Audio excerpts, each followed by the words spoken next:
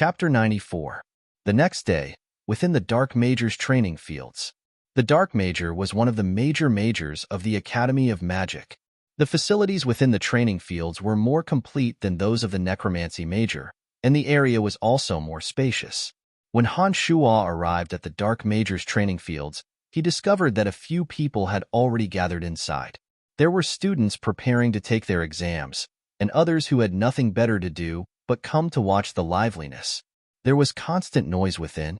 As the teacher of the Necromancy Major, Fanny sat with some of the teachers of the Dark Major and was busily registering the information of the students taking their exams.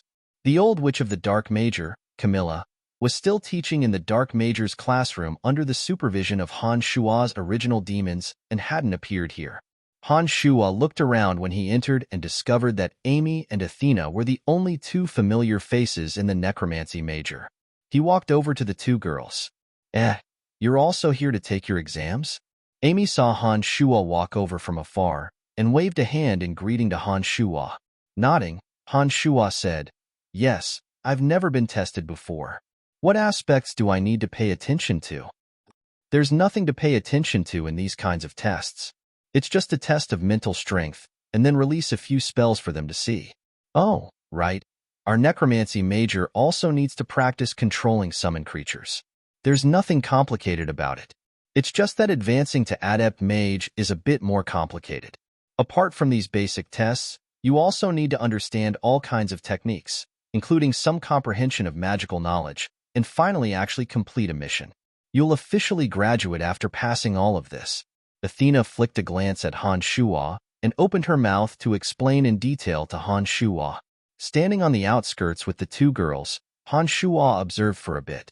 He discovered that some of the Dark Major students were demonstrating magic according to the rules, and then a few teachers would ask them about their current level of understanding of magic. In the end, the teachers would evaluate their grades based on their performance. "Brian, you're preparing to determine the level of a magic apprentice?" Athena opened her mouth to ask when she saw that Han Shuo hadn't responded and was only silently observing the performance of the students in the training field. "No, I'm here to see if I can advance into a novice mage." Han Shuo looked at Fanny, who was sitting upright on a high platform, and casually replied, "What? Are you joking? If I remember correctly, you were still an errand boy in the Necromancy Major a few months ago. Are you going to advance to a beginner mage so quickly? How is this possible?" Athena raised her voice and stared at Han Shuo in shock. "No way," Amy exclaimed in astonishment. With a faint smile, Han Shuo nodded affirmatively and explained, "I'm just trying, I might not pass." Even though Han Shuo had said so, Amy and Athena still couldn't believe that Han Shuo was actually here to advance to become a novice mage. The two girls chattered nonstop until it was Amy's turn. "Go, Amy. I think you'll be able to successfully advance to a novice mage this time." When Athena heard Amy's name called, she couldn't help but encourage Amy. Han Shuo also gave her a word of goodwill. Amy walked out afterwards and first tested her mental strength in front of everyone. She then released the Agony of the Soul, Bone Spear, and zombie summoning spells that a novice necromancy mage should be able to grasp, and manipulated the zombies to attack a few targets in the training field. Finally, Fanny and a few Dark Major teachers asked her a few questions about magic comprehension. After waiting for a while, Fanny said, "Congratulations, Amy.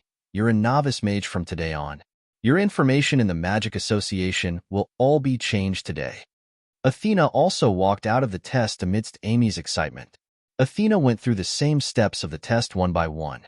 She didn't know if it was because she was nervous during this process, but the Bone Spear spell suddenly exploded in the middle. Athena also made some mistakes when faced with some questions about magic in the end.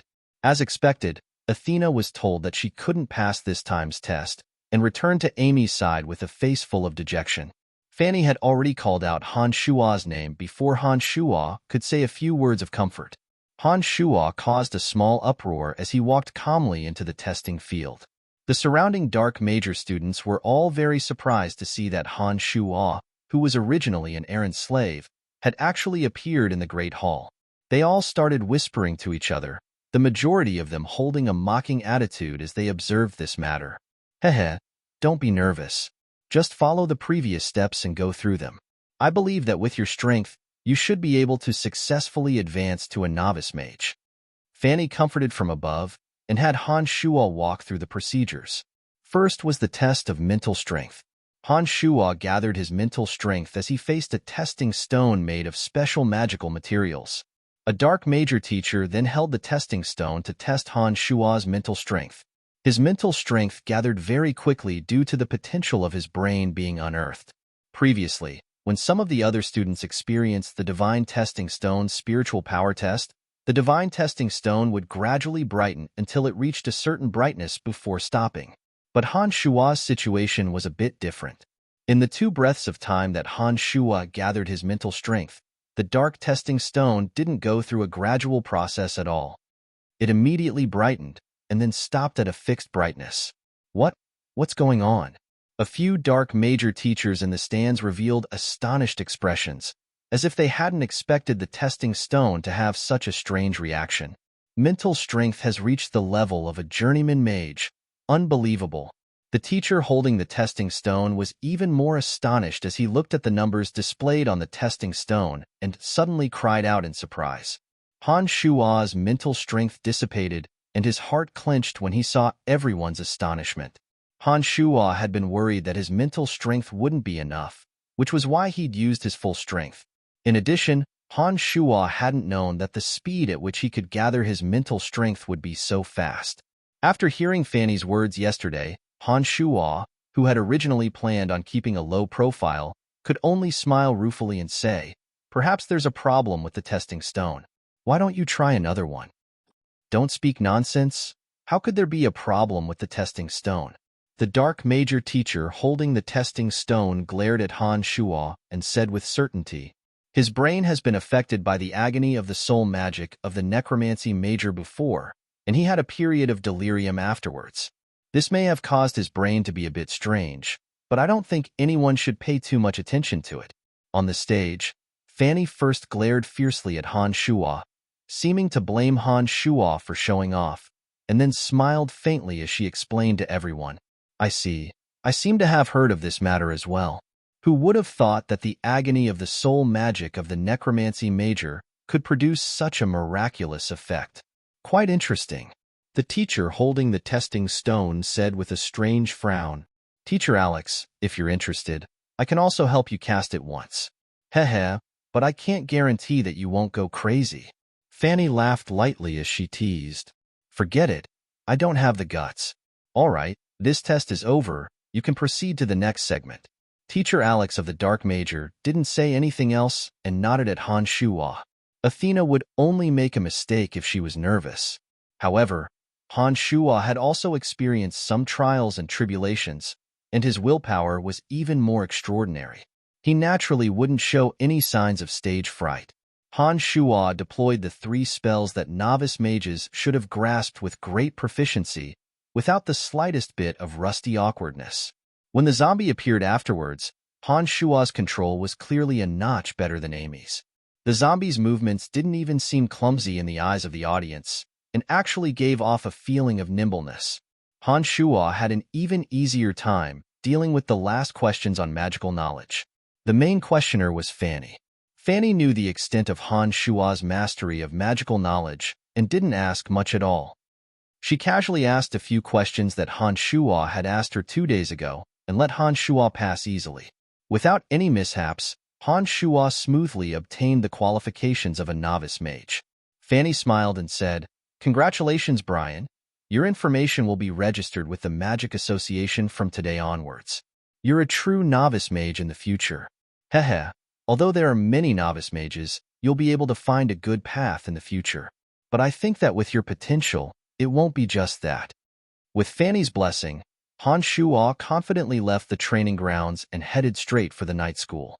He planned on using the black iron or to trade with Lawrence for gold coins.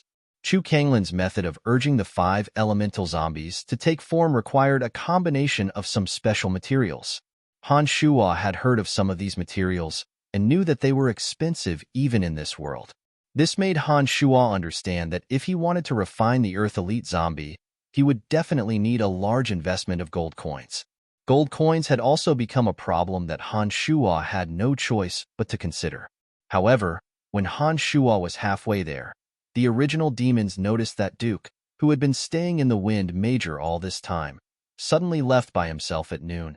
He was also heading in the direction of the night school.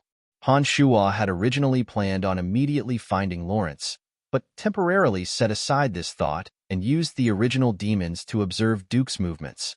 Duke then arrived here alone and met up with Eric, who had disappeared for a few days. Apart from Duke and Eric, there was another person with them. It was the Earth Knight Clark that he'd met in the Dark Forest. This greatly surprised Han Shuo. Chapter 95. Last time in the Dark Forest, Clark had displayed obvious affection for Fanny, but had been forced away by Han Shuo in the end.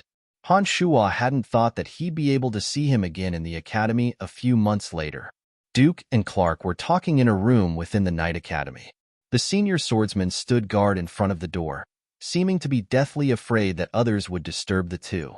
Duke had personally set up a wind barrier around the room. When Han Shuo's original demons approached, they could only see the senior swordsman Eric standing guard outside. Because they could feel weak magical pulses, the original demons didn't dare enter without permission and were unable to detect what the two were talking about. Duke and Camilla had met in the Dark Major classroom last time. They'd chosen to meet in the middle of the night, thinking that no one would discover them and so hadn't made any unnecessary moves. But it was daytime now, and they were within the Knight Academy. It was no wonder that Duke would be so cautious. After a while, Duke and Clark walked out of the house.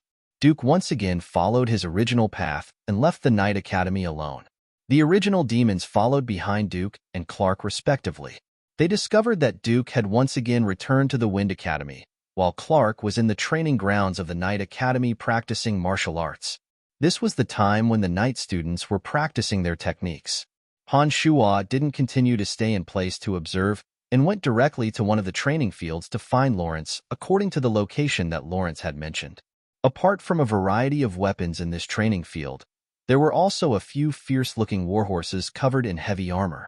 The greatest difference between knights and swordsmen was that knights relied heavily on their warhorses in battle.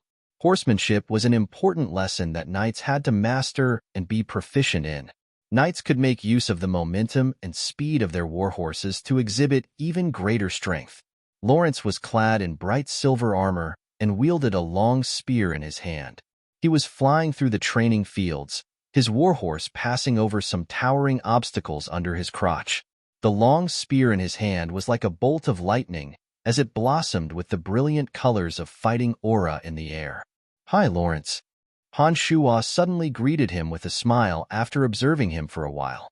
With a neigh, Lawrence's warhorse turned around and charged fiercely towards Han Shuo with his spear in hand. Amidst the clattering of the warhorse's hooves, Lawrence's spear pierced towards Han Shuo's chest. Although the attack was incomparably fierce, Han Shuo remained unmoved. Only when Lawrence arrived in front of Han Shuo did he suddenly take out the Demon's Lair edge and infuse it with surging demonic energy, thrusting it towards the spear. Crack! The tip of the spear was pierced into two under the impact of the Demon's Lair edge. It was fortunate that Lawrence had let go of the spear in time. Otherwise, after the Demon's Lair edge tore through the spear, his hand holding the spear would have been cut as well. However, the combined force of the charge and the warhorse was still a bit too much for Han Shuo to handle. The impact that seemed to be able to topple mountains and overturn the seas caused Han Shuo's arm, which was holding the Demon's Lair edge, to tremble uncontrollably. Reining in his horse, Lawrence jumped down and took off the heavy armor on his body. He excitedly came in front of Han Shuo and focused his eyes on the Demon's Lair edge in Han Shuo's hand. He exclaimed in surprise, "What kind of strange weapon is this? It's actually so sharp." "Heh, it's a mixture of black iron ore and black gold ore, as well as a few other rare metals. Forged by a dwarf himself, it'd be strange if it wasn't sharp enough," Han Shuo explained to Lawrence after putting away the Demon's Lair edge. Grabbing a towel and wiping the sweat on his forehead, Lawrence said, "So that's how it is. It looks like this weapon of yours is definitely not ordinary. Oh right, you've come to find me this time because you've already found the black iron ore?" Heh. Nodding, Han Shuo took out the piece of black iron ore that he'd excavated last night from his space ring with a smile. "That's right. This piece of black iron ore should be enough to satisfy your needs. Let's do the transaction. No problem. Give me your crystal card and I'll transfer 5,000 gold coins to you. Lawrence looked joyfully at the black iron ore in Han Shua's hand and said impatiently. When Han Shua and Lawrence completed the transaction, Han Shua discovered that there was another 5,000 gold coins in his crystal card. He couldn't help but smile. Just as the two were in a good mood, Earthrider Clark walked in from outside the training fields. Clark had just walked in and was about to open his mouth to speak when he suddenly saw Han Shua.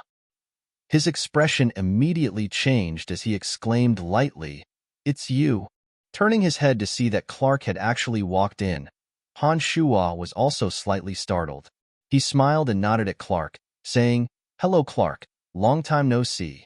Why did you suddenly leave without saying goodbye last time in the dark forest?" "Humph, I was framed by a despicable person last time. That's why I couldn't leave."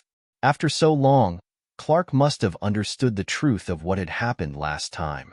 Now that he saw Han Shua, he immediately insinuated insinuations and cursed Han Shua.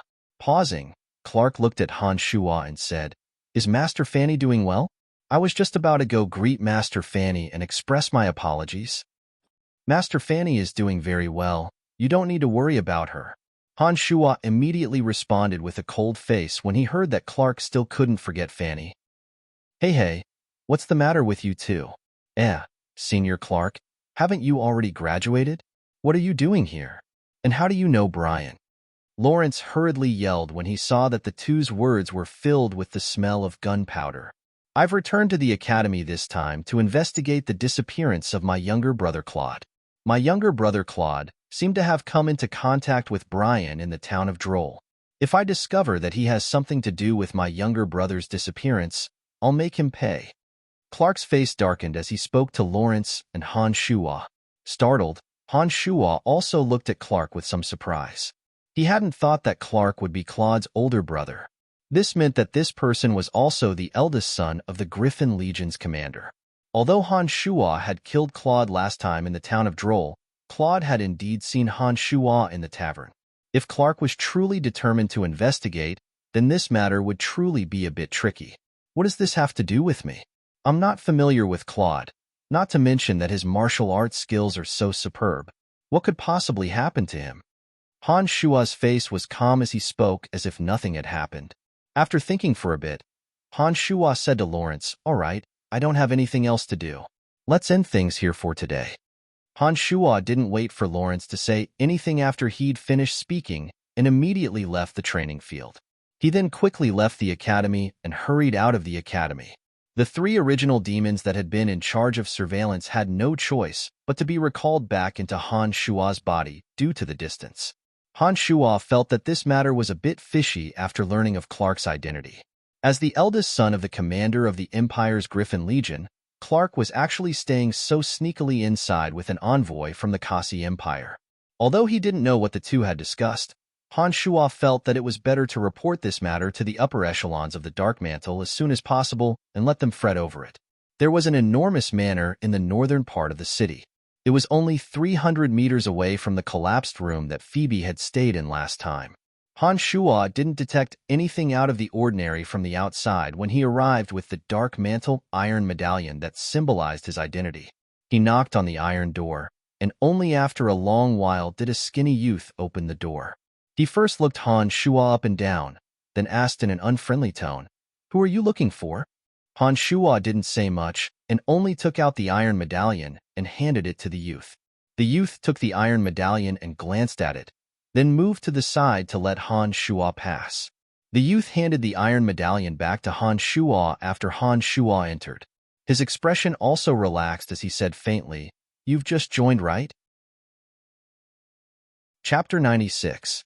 After shuttling through the manor for a while, Han Shua learned that the skinny man's name was Chester and he was a bandit. Han Shua also learned a bit about the Dark Mantle from Chester. Members of the Dark Mantle were divided into 3 levels according to their contributions to the organization. Dark Star, Dark Moon, and Dark Sunday stars filled the night sky, symbolizing that Dark Star members were spread throughout every corner of the Empire. Dark Moon members were 1 level higher, but they still couldn't see the light and could only live in dark corners. However, the higher-ranking members of the Dark Sun could appear dazzlingly in the eyes of the public during the day like the sun. The 3 levels of Sun, Moon, and Dark Star were further divided into 5 levels according to their contributions to the Empire. For example, Han Shuo was now a Dark Star envoy. There was a miniature star behind his iron medallion, representing that Han Shuo was a Dark Star envoy, the lowest level of a Dark Star envoy. As one's contributions to the Empire increased, this iron medallion would slowly accumulate to 2, 3, 4, and 5 stars.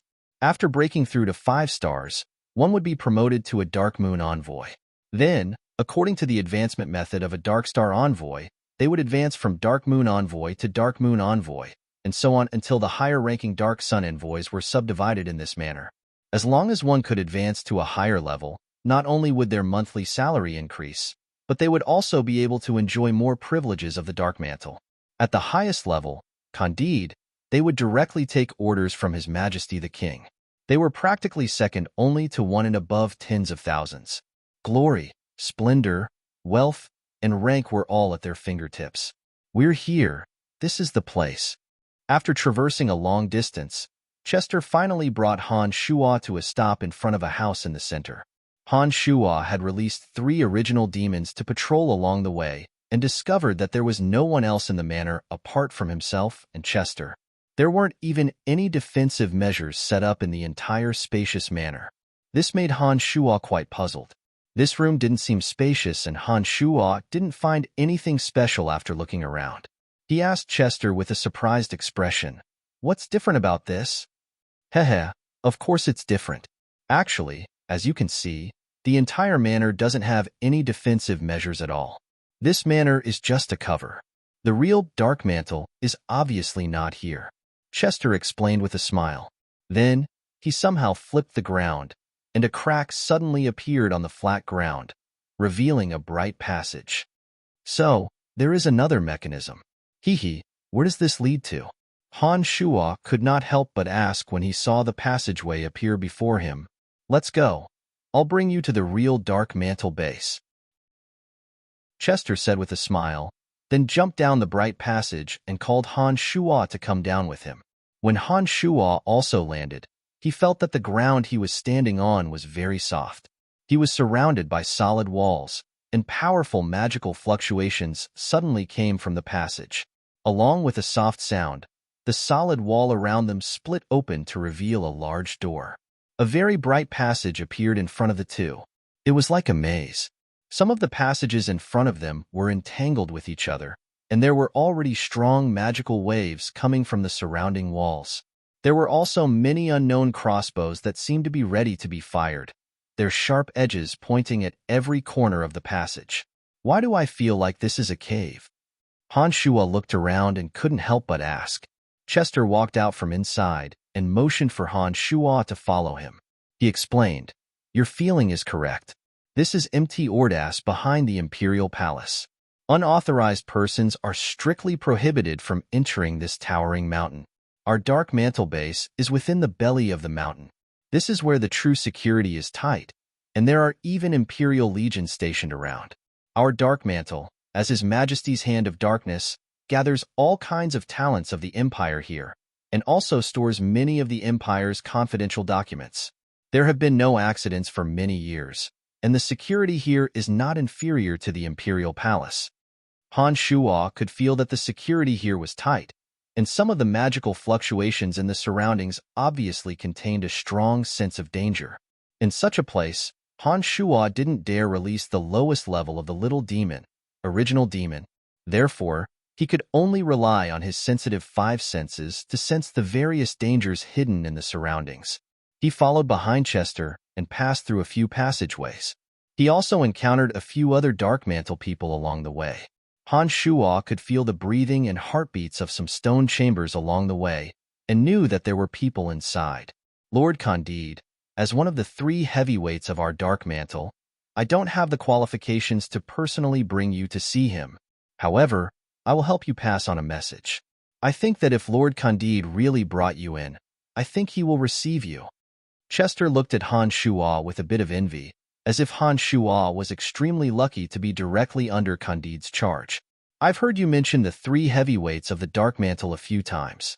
Apart from Candide, who are the other 2? Han Shuo asked Han Shuo as they walked. There's also Lord Ames and Lord Cecilia. Lord Cecilia is in charge of various affairs of the Dark Mantle outside of the Empire. It's said that she's also a charming woman. Hee hee, it's a pity that a small character like me can't see her.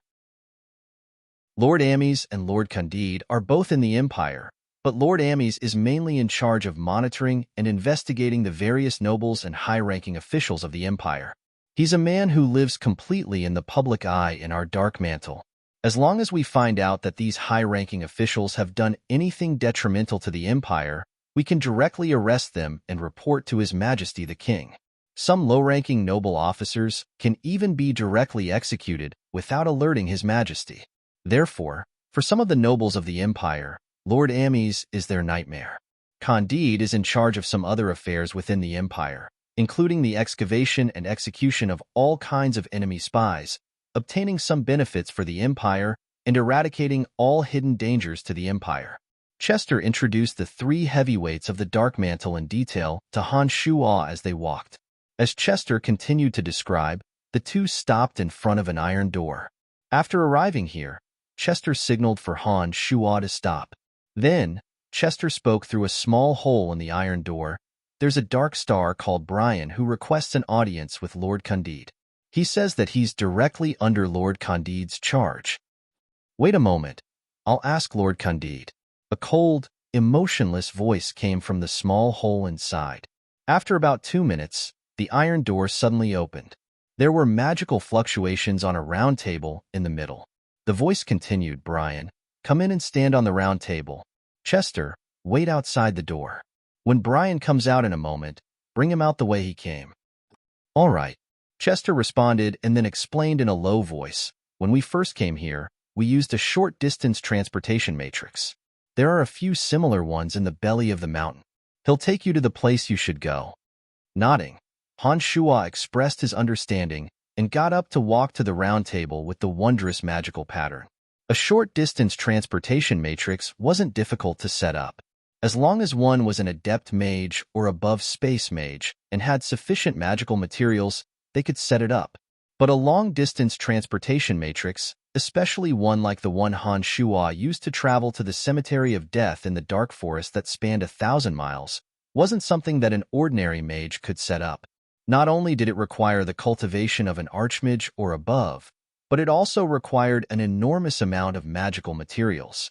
Without the support of a great power, it was impossible to realize a transportation matrix that spanned 1,000 miles. Once again sighing with emotion at the wonders of the Cemetery of Death, Han Shuo stood directly on the magical round table. Then, under the effects of the magic matrix, Han Shuo appeared in a spacious stone room.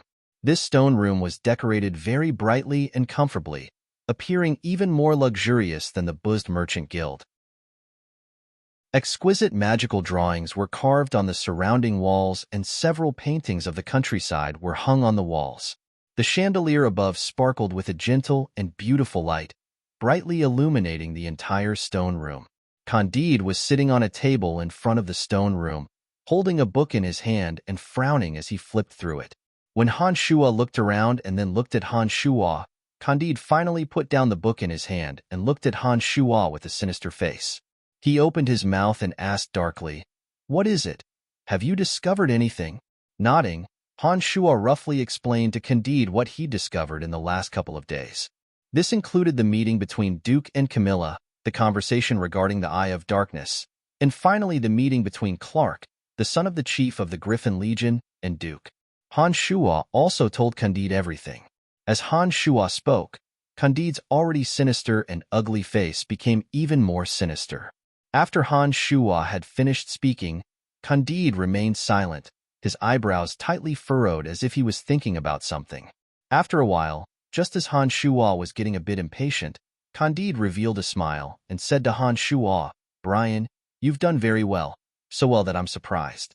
It looks like you were born for this line of work. With your strength, you were actually able to obtain such valuable information in such a short amount of time. It's truly unexpected. Duke is a wind archmage. Even Camilla is an adept dark mage, and Clark is an earth rider. I can only describe you as a miraculous performance to be able to obtain so much information without them noticing. You flatter me. Han Shua said modestly. You don't need to be humble. You've handled this matter perfectly. Although I'm very curious as to how you did it, since you're one of my people now, I won't interfere and ask you. Kiki, you don't need to worry about the rest. I'll send people to take care of this. Candide looked at Han Shua as if he were looking at a monster and praised him. Han Shua breathed a sigh of relief. He'd been most worried that Candide would doubt his story. After all, with his strength, it should have been impossible for him to obtain so much information without being noticed by these people. What gratified Han Shua was that Candide didn't doubt the veracity of this matter at all. He didn't even ask how Han Shua had obtained this information. This made Han Shua feel quite surprised as well. You don't need to be surprised. For our Dark Mantle, we only care about the final result of a mission. We don't ask about the process in between. Every member has their own way of doing things.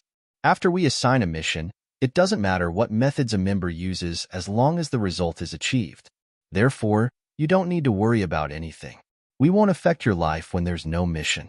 You can enjoy everything you have. Candide seemed to see through Han Shua's thoughts and very patiently explained to Han Shua, "All right, then there shouldn't be anything for me to do now, right?" Han Shua was very much in favor of the Dark Mantle's principled way of doing things and responded with a smile. "Give me the metal plate that symbolizes your identity. I'll record this very important information in your metal plate and the files of the organization. I have the obligation to add 2 stars for you. Some members don't even receive a single star for reporting 10 pieces of information, but the contribution of your information is enough to add 2 stars. Candide looked at Han Shua with a smile. Candide then took Han Shua's metal plate and moved it a bit. When the metal plate fell back into Han Shua's hands, there were actually 2 small stars behind it. This also symbolized that Han Shua had directly jumped 2 ranks and entered the ranks of the 3 Dark Star envoys. If there's nothing else, then I'll be leaving first. Han Shua was also a bit happy to see that one mission had allowed him to become a 3 Dark Star like Chester and said with a smile. Nodding, Candide said, "All right, you can leave now. However, you must report to the organization once every month. During this time, if you have any information that is beneficial or harmful to the Empire, you can directly report to us. The accuracy of the information will be calculated and your contributions will be recorded in the organization's files." Hehe. Many Dark Star envoys are scattered throughout the Empire and advance through this method. Even if there's no information, you still have to report to the organization. On one hand, the organization will know your situation, and on the other hand, the organization will see if there are any suitable missions for you. Of course, you still have the right to choose some missions, and you also have the right to refuse others. Candide said. Without saying anything else, Han Shua nodded to express his understanding and planned to leave. However, when he reached the door, Candide suddenly called out as if he had something he couldn't say. "Wait a moment, Brian." Pausing, Han Shua turned around to look at Candide and asked in confusion, "Is there something else, Mr. Candide?" "You have to properly handle your relationship with Lawrence. This may have a great impact on you in the future. Lawrence's identity is much more complicated than you think. I can only tell you this much. You should pay attention to it." Candide seemed to be in a very difficult position and stopped after saying this. "I heard that he's the son of the finance minister. Is this what you want to tell me?" Han Shua had heard a few things about Lawrence from Lisa, so he asked Candide. Candide first nodded and then shook his head. Under Han Shua's puzzled gaze, Candide opened his mouth again and said, "Many people know that Lawrence is the son of the finance minister of the Empire. However, apart from this, Lawrence also has another identity. This identity has too many implications, and you don't have the right to know this at your current level. It's not good for me to say too much either. I just want to remind you to be careful so that you don't fall into a maelstrom that you shouldn't be drawn into." Candide waved his hand to indicate for Han Shua to leave after saying these words. Han Shua's heart was filled with doubt, but he didn't ask much now that he knew a few of the Dark Mantle's rules. He nodded to indicate that he would be careful and left Candide's room. How was it? Did you gain anything? Chester looked at Han Shuo with great interest as they walked back the way they came. It's nothing much, just that Candide added 2 stars to it.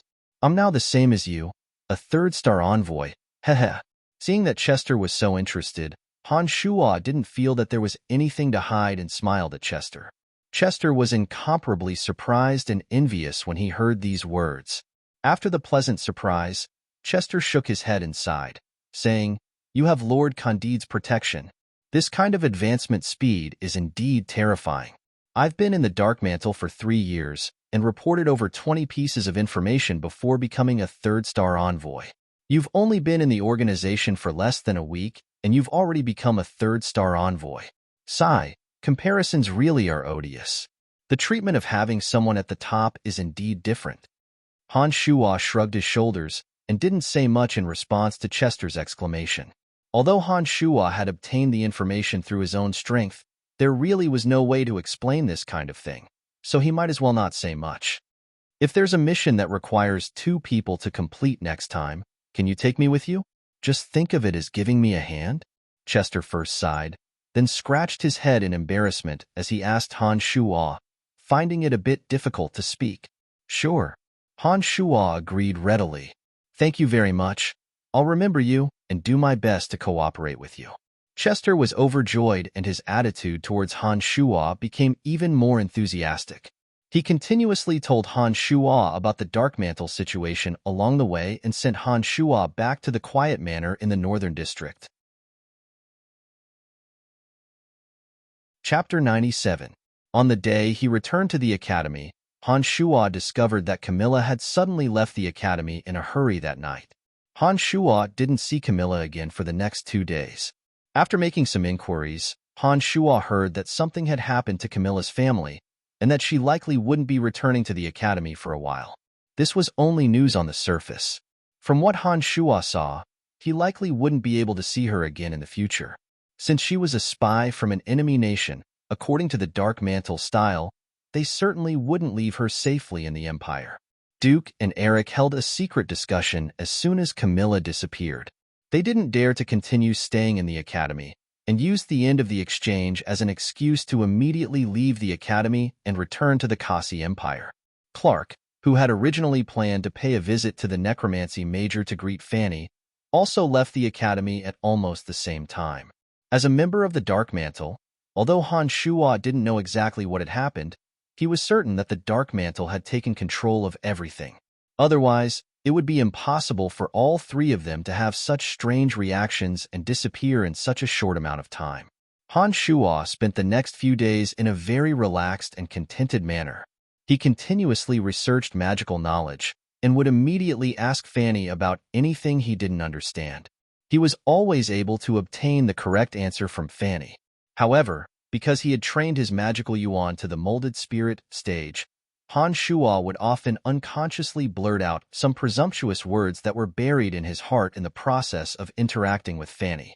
Every time this happened, Fanny would rebuke Han Shuo, but Han Shuo would always think of other ways to remedy the situation once he realized it. If he couldn't remedy it, he would just continue to play dumb and fool her. One day, when Han Shuo woke up in the morning, he suddenly discovered that the weather had turned cold. Han Shuo thought for a bit and felt that Phoebe should have already prepared the dwarves' winter rations. Therefore, he left the academy and headed to the Buzzed Merchant Guild, casually purchasing some materials for refining the Earth Elite Zombie from Phoebe. After arriving at the Buzzed Merchant Guild, Han Shuo discovered that the guards had been changed again. This time, when Han Shuo reported his name, the guards immediately let Han Shuo in with great respect. Not long after, a radiant Fabian sprinted over from afar.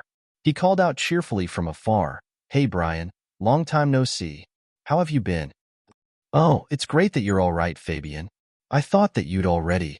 Fabian's appearance surprised Han Shuo as well. Han Shuo had originally thought that Fabian had already been killed by the earthquake spell when the Shadow Ghost expert had come over last time.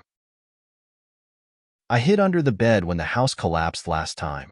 Candace came and found me afterwards and saved me from the collapsed house. That's how I managed to escape this calamity." Fabian had a look of joy on his face that he'd narrowly escaped disaster as he explained happily to Han Shua. Nodding, Han Shua looked over Fabian and said, "You look very well now. It looks like your good luck has arrived."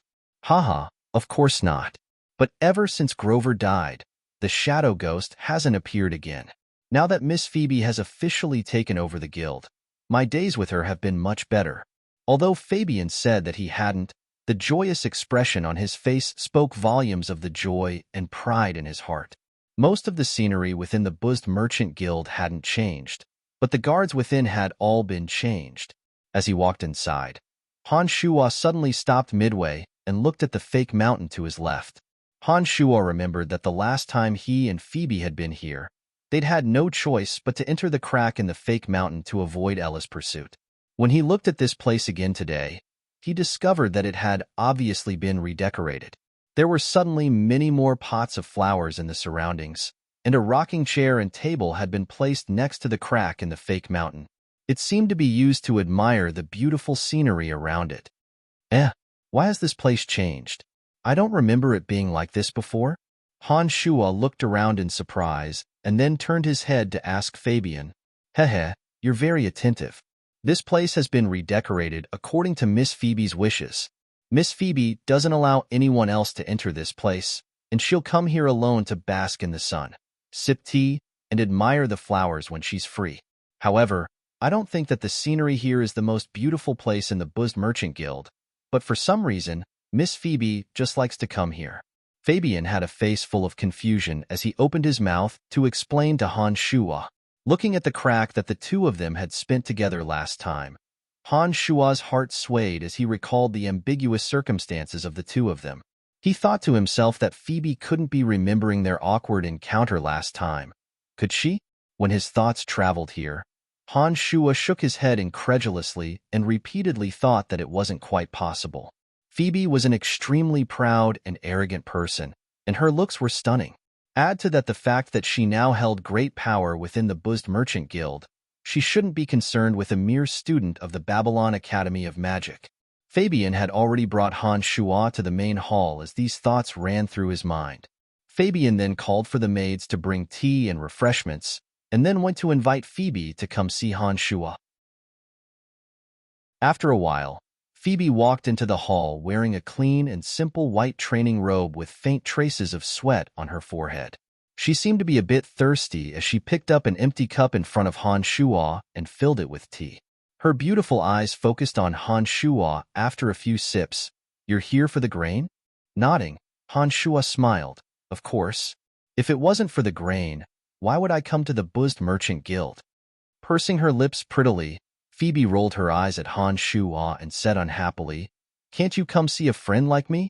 Laughing involuntarily, Han Shua said amusedly, "We haven't seen each other for only a few days, not to mention that you've just taken over the Merchant Guild. You must be very busy. Even if I wanted to come see you, I'm afraid you wouldn't have the time." "Humph, if you haven't thought about it, then you haven't. Don't make excuses."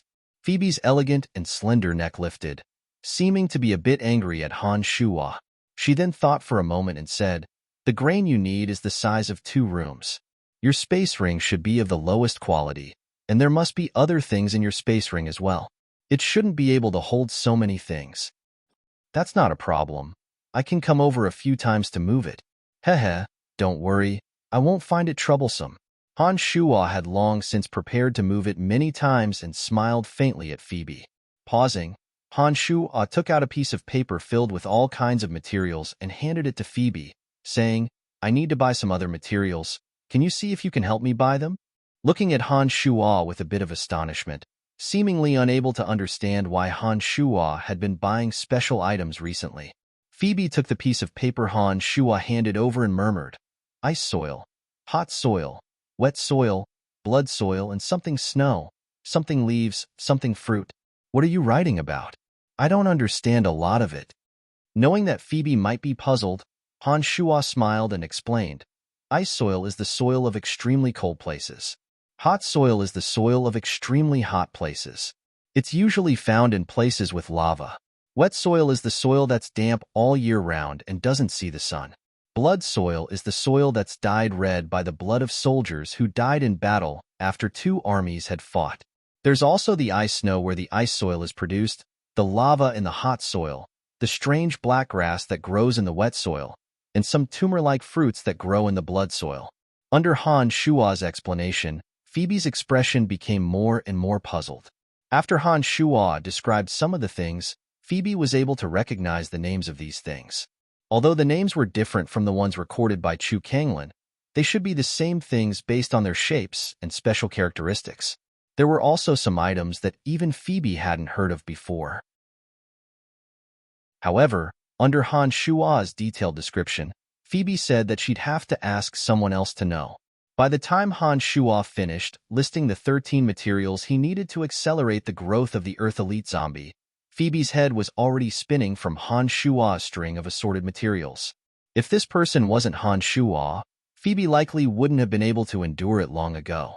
In the end, Phoebe said a bit angrily, "What are you planning to do with all these random things? If you're not willing to tell me, then I won't help you." Han Shua looked helplessly at Phoebe and saw that Phoebe was huffing and puffing with anger.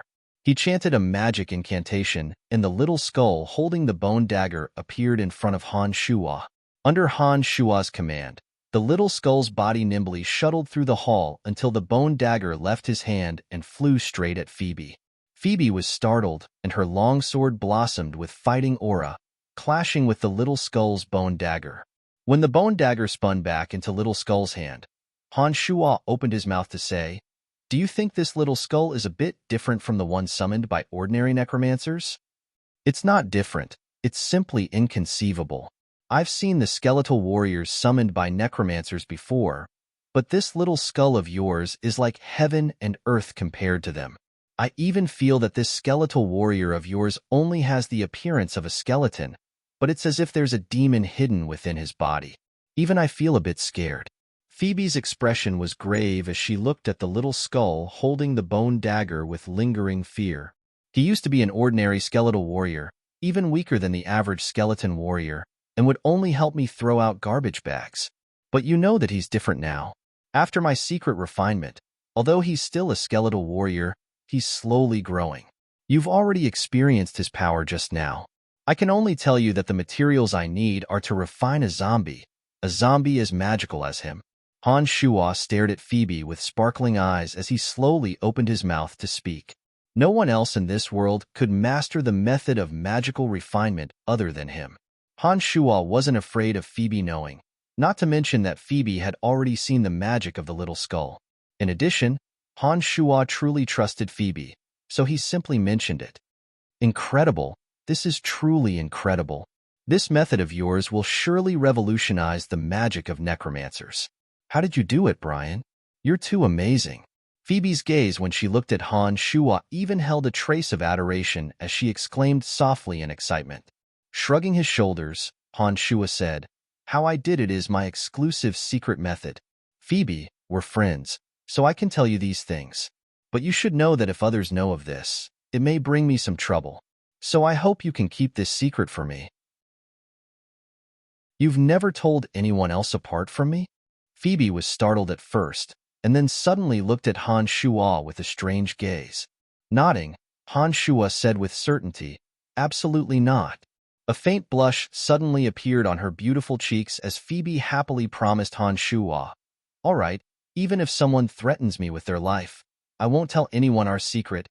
Don't worry." "Thank you, Phoebe. I will remember your kindness. I hope you can help me purchase these special items.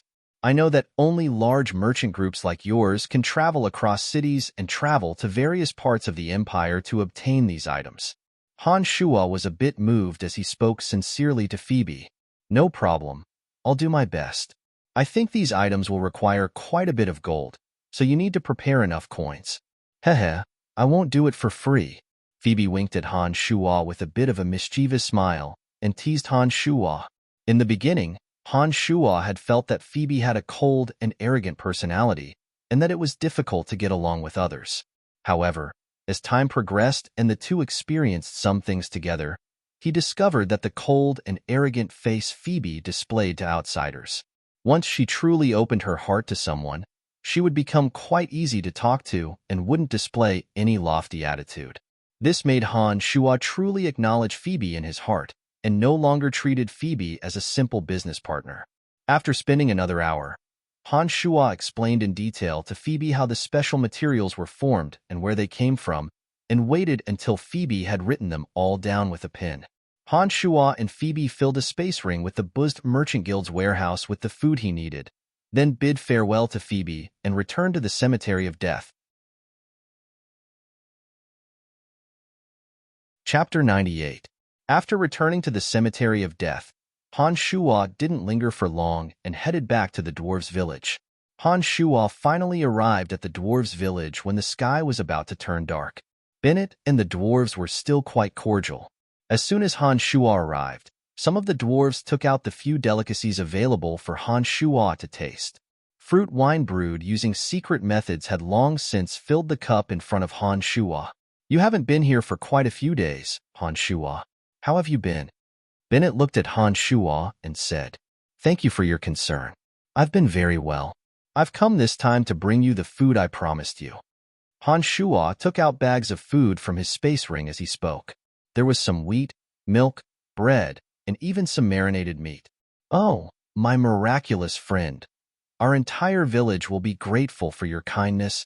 Bennett saw that so much food had suddenly appeared on the ground as Han Shua's space ring flashed continuously. This made Bennett, who'd already felt that his days hadn't been too good recently, become inexplicably excited, and he immediately cried out lightly. Not far away, some dwarven women and children also put down their work and suddenly gathered here, cheering and hugging each other to celebrate with tears in their eyes. Seeing that the dwarves were so excited by the food, Han Shua knew that their days hadn't been too good. Every winter was probably a form of torture for them. But because of Han Shua's appearance this time, the dwarves didn't need to worry about their livelihood anymore. Chief Calvin was walking over from the forge with some other young, brawny dwarves. He was a bit surprised to see the excited cheers on this side, and only expressed his gratitude to Han Shua in a very solemn manner when he saw the food piled up on the ground. Elder, this is only the first batch of food. My space ring can only store so much at a time. I think as long as I make a few more trips, I should be able to bring all the food you need. Don't worry, Elder. I will send the next batch of food as soon as possible. I think you won't have to worry about food this winter, Han Shua replied humbly and explained to Calvin with a smile. At this moment, a noise came from outside the village. Then, the dwarves who were standing guard outside the village came over with a few elves. These elves were wearing clothes decorated with exquisite patterns, and they wore headbands woven from flowers and branches. They either held bows and arrows or magic staffs in their hands. Both men and women were equally handsome and beautiful. Dear dwarven friends, we have brought beautiful gems, enough to exchange for the weapons you have forged. We will use those weapons to help you drive away the greedy ogres. Are you willing to sell those weapons to us? The first young elf spoke politely. He had a green bow on his back, and there was a faint magic fluctuation coming from the bow. It seemed to be a magic weapon, which made Han Shua very curious. I'm sorry, Bennett. I think I've made myself clear enough. We will never give you the weapons we have forged. We are not interested no matter how much you pay us. Calvin shook his head and rejected the young elf Bennett bluntly. Bennett was quite vexed when he said this and said anxiously, Why? I know that there are only 100 or so dwarves in your village, but you have forged more than 100 weapons recently. You can't use them at all. Weapons mixed with black iron or can be forged by you dwarves.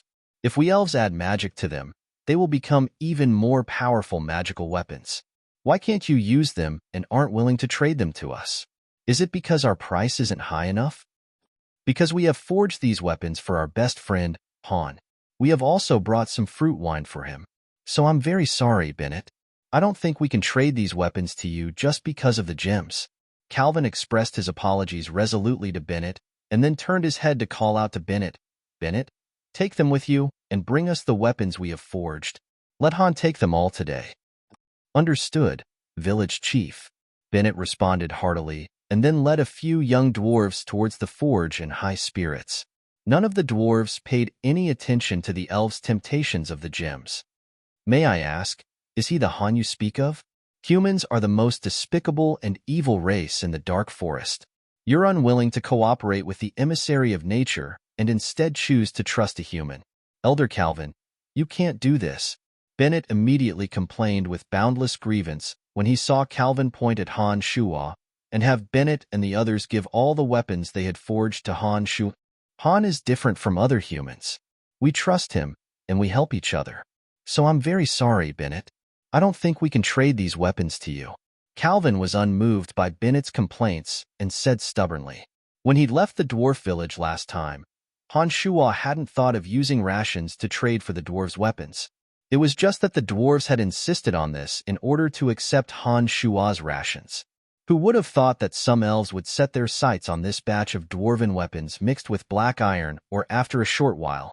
However, what surprised Han Shuo was that these dwarves seemed to have repeatedly refused Bennett's pleas for a trade and had firmly kept the weapons for him. Elder, you can actually make your own decisions regarding these weapons. I'm giving you these rations not because I want your weapons. Han Shuo thought for a moment and then explained sincerely to Calvin. Nodding, Calvin smiled faintly. You don't need to explain, Han. We know your good intentions, but we can't accept your things for no reason. The teachings of our dwarves tell us that no matter what it is, we need to work hard to exchange for it. If we accept your things directly, it will go against our ancestral teachings and bring a bad atmosphere to the village. So I think you should understand what I mean. Bennett had brought some dwarves with him and carried over a dozen weapons while Han Shuo and Calvin were talking. There were swords, spears, heavy hammers, double-edged axes, and all sorts of other weapons. These weapons were all brand new and shining. The heavy hammers and double-edged axes gave off a feeling of sturdiness and weight, while the blades of some swords and spears appeared cold and sharp. The eyes of Bennett and the others all shone with excitement when they saw these weapons appear. However, Han Shuo sighed with apparent resignation amidst their excitement and opened his mouth. Since the elder has said so, then I can only reluctantly accept them. Under the greedy gazes of Bennett and the other elves, the dozen or so weapons mixed with black iron or forged by famed dwarven smiths landed one by one into Han Shuo's space ring. Human friend, I wonder if you can trade these dwarven forged weapons with us? We've been preparing for a great battle recently and are preparing to strike a blow at the arrogance of the forest troll. If we have these weapons and the magic of our elven elders imbue them with us, they'll become magical weapons of astonishing power. The strength of some of our experts will greatly increase then. We're willing to trade gems with you. What do you think? A flash of disappointment flashed through Bennett's eyes when he saw Han Shuo put away the weapons one by one. He thought for a moment and suddenly felt that it would be easier to trade with Han Shuo. He immediately spoke excitedly to Han Shuo. Humans are a despicable and evil race. How would you noble elves be willing to trade with such a despicable and evil race? Han Shuo smiled oddly as he looked at Bennett, using the same words he'd just said to block him. In order to make the even more greedy and shameless forest troll pay the price, we noble elves are willing to make some concessions and allow you, a human, to trade with us. What surprised Han Shuo was that Bennett didn't seem to hear the strong sarcasm in Han Shuo's words at all. Instead, he self-righteously displayed his magnanimity. I'm sorry, I have no interest in making any trade with you noble elves. Han Shuo didn't know whether to laugh or cry. He finally recognized the arrogance of the elves and couldn't help but shake his head in refusal. Han Shuo suddenly heard the sound of all kinds of branches snapping in the distance as soon as he'd finished speaking. It seemed that many people were approaching. Without waiting for Bennett to speak, Han Shuo furrowed his brow and asked, "Did you bring another group of elves this time?" "No, just us." "What's going on?" Bennett asked in surprise.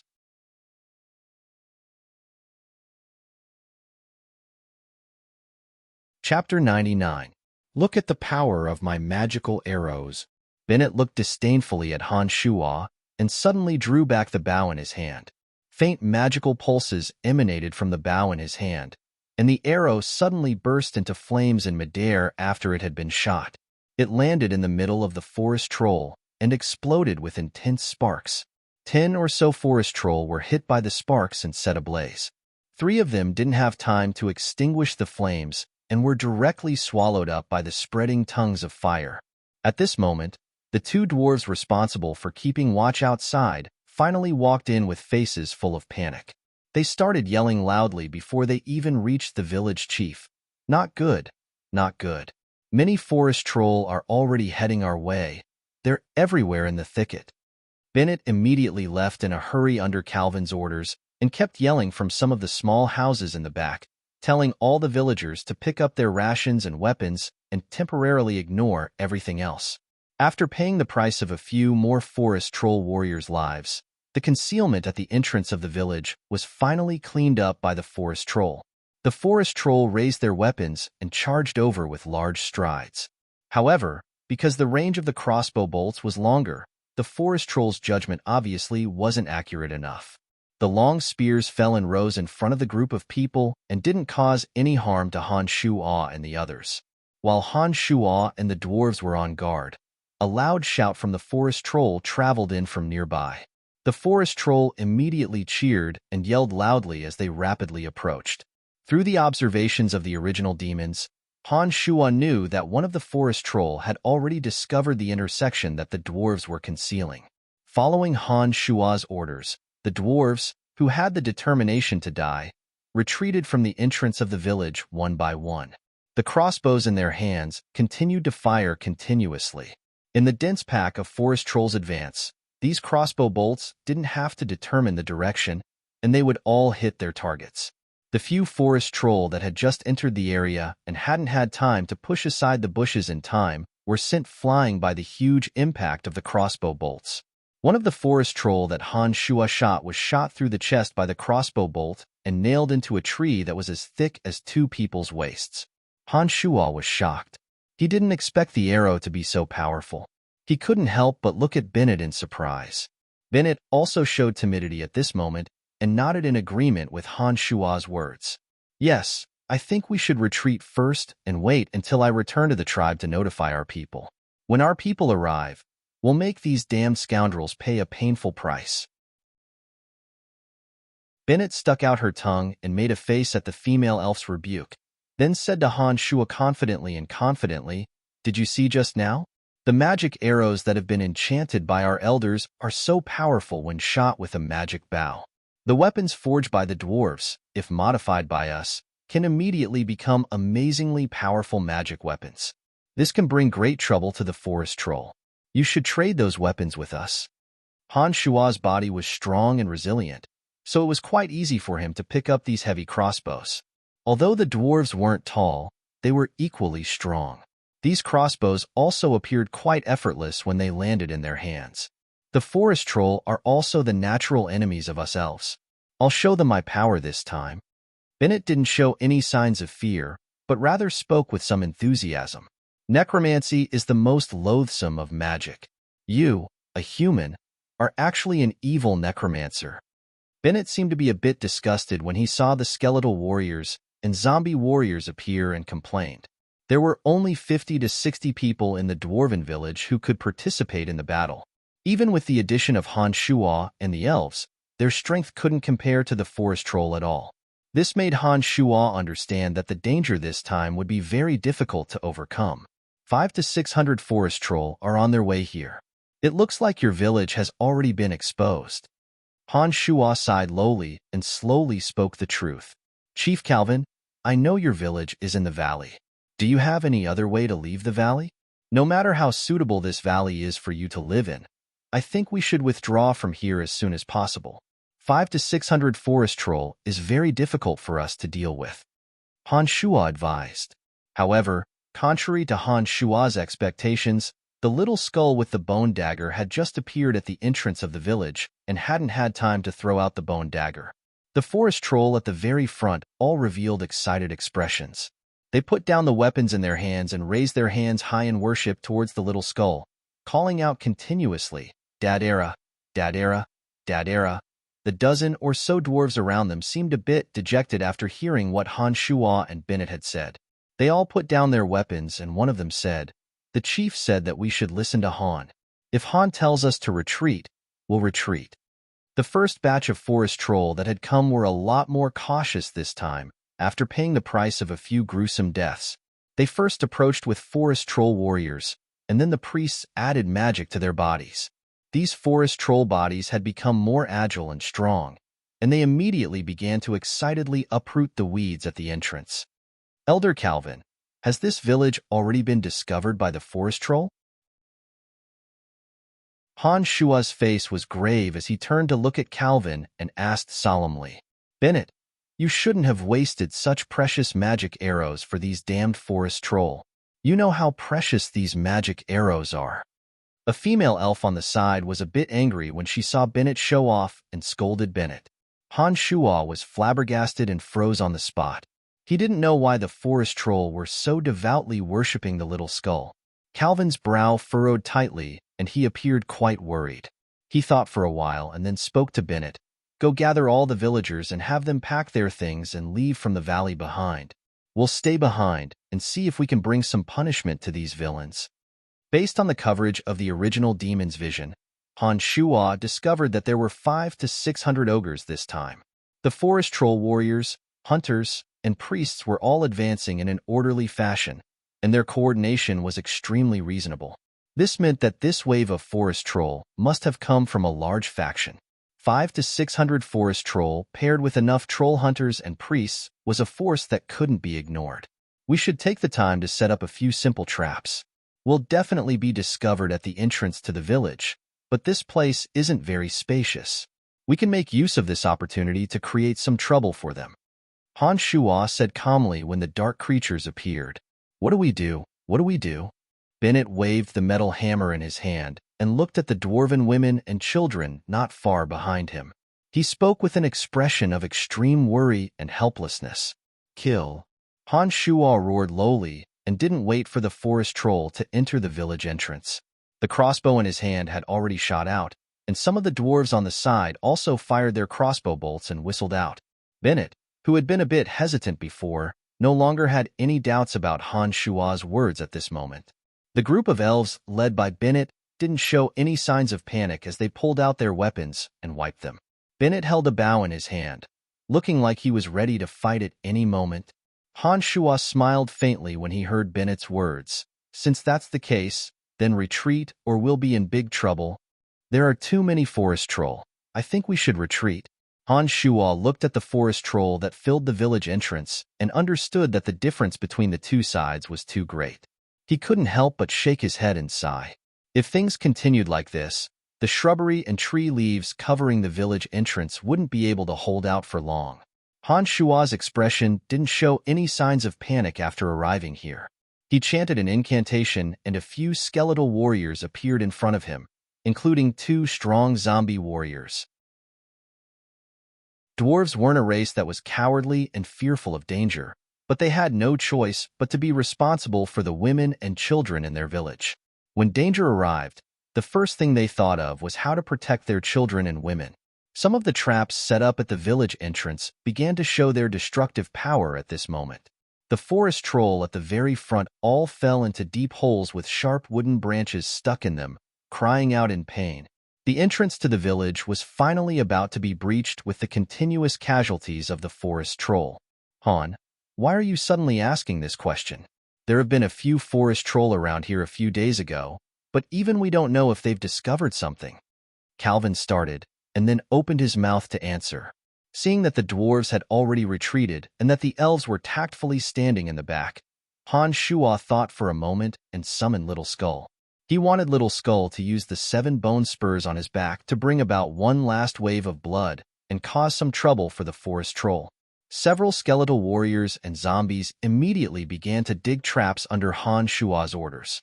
The zombie warriors were strong and were responsible for moving some stones from afar to block the road. There were already some traps set up by the dwarves here, and Han Shua only added a few more measures. The dwarves all moved to help Han Shua set up the traps. At this moment, the crossbow bolts in the hands of Han Shua and the dwarves continuously shot through the underbrush. However, when Han Shua and the others' crossbow bolts appeared, the rows of long spears of the troll hunters arced through the air and fell towards where Han Shua and the group of dwarves were hiding.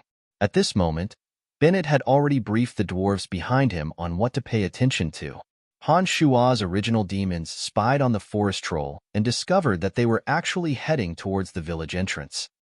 He couldn't help but look back at the dwarves around him and say to them, "I think we should first block off the narrow road into the village at this time, and then buy time for the children and women to leave." Bennett still didn't quite believe Han Shua's words, but the group of dwarves led by Calvin were quite frantic when they heard that 500 or 600 forest troll were on their way here, and were at a loss for what to do. Han Shua was completely unmoved by Bennett's complaints and only cared about setting up the traps. When Han Shua sensed that it was about time, he took out a few crossbows from his space ring and distributed them to the dwarves next to him. He also had the dwarves retreat and separate themselves in the lush underbrush. By now, Han Shua could basically be certain that these forest troll had come for the dwarves this time. Otherwise, they wouldn't have all appeared here so coincidentally. Under the yells of the particularly valiant forest troll, more than 500 forest troll rummaged through the nearby underbrush, searching for the entrance to the dwarven village. Indeed, the new forest troll leader gave the order in the forest troll language, and 100 or so forest trolls brandished their weapons as they charged over in a grandiose fashion. The troll warriors took the lead, followed by the troll hunters and priests. They carefully and slowly attempted to push aside the surrounding undergrowth that was concealing them first. It looked like even now, this elf still hadn't forgotten his responsibility and was still trying to move Han Shua with his childish and laughable words. Unfortunately, apart from glancing at him in the beginning, Han Shua didn't look at him again. He only calmly gave orders to some of the dwarves around him. The dwarves were experts at forging weapons, but complicated crossbows didn't require superb forging skills. Instead, they required precise design concepts and ideas. The crossbow had a long range and great power, and was an outstanding invention of the humans in recent years. The downside was that it was too heavy, and the firing frequency wasn't fast enough. After each arrow was fired, it had to wait for a short period of time to reload. How could it be as fast as a bow and arrow? As soon as these words were spoken, Han Shua nodded at Calvin and walked in the direction of the village entrance. Bennett hesitated for a moment, then signaled to a few elves and followed behind Han Shua, hurrying in the direction of the village entrance.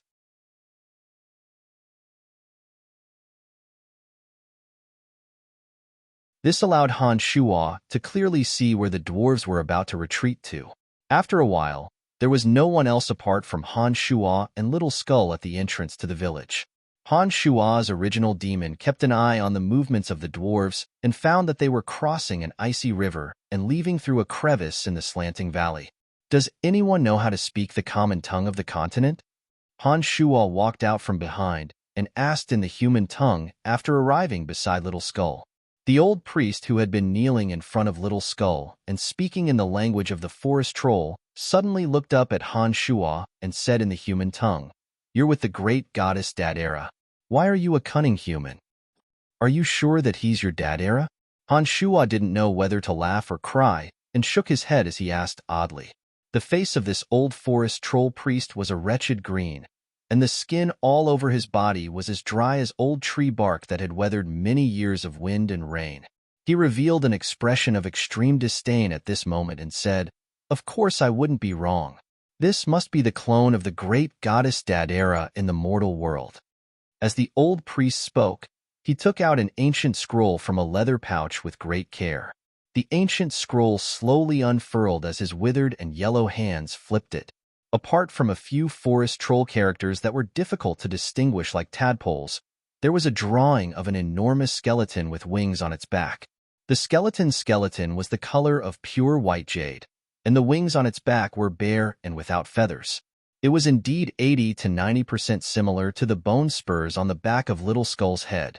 Under the feet of this large white skeleton was a bare mountain peak. The mountain peak was piled with all sorts of gold, silver, and jewels, including some that seemed to be very precious. However, one of the white skeleton's eyes was empty, and the other was covered by a black eye patch. It looked like the one-eyed costume of a pirate that was used to pillage and pillage. "This is the appearance of our great goddess Dadera. We won't be wrong," He's the clone of the great goddess Dadera in the mortal world. He will guide us to plunder even more gold, silver, and jewels, countless jewels, and endless rations. The great goddess Dadera will guide our tribe and rob the cunning human nation. The old forest troll priest's tone was inexplicably excited as he shouted loudly. Apart from the fact that Little Skull was a little smaller and not pure white, its appearance was very similar to that of Dadera in the scroll. It was no wonder that these greedy forest troll thought that Little Skull was the clone of the plundering demon Dadera in the mortal world. Although Han Shuo was surprised by this unimaginable situation, Han Shuo thought about it carefully. Suddenly, an idea came to him. With a smirk on his face, he gave an order to Little Skull. Little Skull, who had been standing there blankly with the machete in his hand, suddenly waved the machete in his hand and made a gesture with his empty left hand, signaling for everyone to stand up. "Oh, Dadera has heard our call." The old forest troll priest immediately danced with excitement. He waved his skinny, chicken claw-like hands and said something in a solemn and deep forest troll voice. The forest troll, who had been kneeling and worshipping everyone, cheered loudly. They stood up from the ground, untied the pockets on their bodies, and shook them vigorously. Little Skull waited until all the forest troll had stood up, then pointed at Han Shuo with his empty left hand according to Han Shuo's order. Then, under the puzzled gaze of the forest troll, he pointed at himself with his empty left hand. "He wants me to communicate with you as his emissary." Han Shuo straightened his back and said arrogantly to the old priest. As soon as Han Shuo finished speaking and gave his order, Little Skull nodded in a timely manner, as if confirming Han Shuo's words. Why did you let this cunning human be your emissary?" The old forest troll priest obviously couldn't accept this fact, and immediately asked in confusion. As soon as the old forest troll priest finished speaking, Little Skull extended his machete and placed it against the old priest's neck. Little Skull stood on his heels, trying his best to make himself look taller. He stared at the old priest with his two empty eye sockets, and the sound of his teeth crunching came from his mouth. The old forest troll priest was so frightened that his body immediately went limp. He kowtowed again with a crash, raising both hands high up in the air as he cried out, "I won't dare question your decisions anymore. Please don't take away everything we have." Some of the forest troll in the vicinity watched as the most virtuous old priest in the tribe was blatantly threatened by Little Skull, but none of them dared to move. They only stood there with lowered heads and spoke in the language of the forest troll. Get up. Your Madame Dadera has forgiven you. I think you can acknowledge me as your emissary now?" Han Shuo snickered internally, but his face was serious as he spoke to the old priest. Hanging his head, the old priest had an expression of unwillingness on his face as he nodded. "Please, Madame Dadera and the emissary, come to our tribe. We have some things that we need to present to Madame Dadera." "Didn't you come this time to plunder the dwarves?" Han Shuo started slightly and asked. "No, I immediately arranged for my tribesmen to search for your traces after I heard your appearance last time. Those annoying dwarves are only a village of 100 people. It's not worth it for us to mobilize so many of our elites. We've heard that your lordship has appeared nearby, so we've mobilized so many of our tribesmen this time just to escort your lordship back to the sacred grounds." The old forest troll priest shook his head and explained to Han Shuo. "Sacred grounds? What sacred grounds?" Han Shuo asked in surprise. "Our tribe has specially built a palace for your lordship, and there are ancient items passed down from generation to generation inside. It's said that they originally belonged to Madame Dadera, and we'll offer them all to your lordship this time." The old priest looked at Han Shuo with some disgust, but he didn't dare go against Little Skull's orders and explained impatiently, very good. Let's depart now." Han Shuo was overjoyed when he heard these words and immediately gave a long laugh, urging the forest troll to hurry up and depart. The old priest didn't say much and waved his hand. The fiercest forest troll leader in the distance walked humbly towards the old priest. The leader immediately gave the order after a series of mumbling instructions.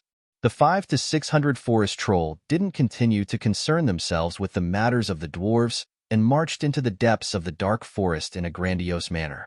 An ornate palanquin made of black jade was embedded with some bright gems and covered in soft feathers.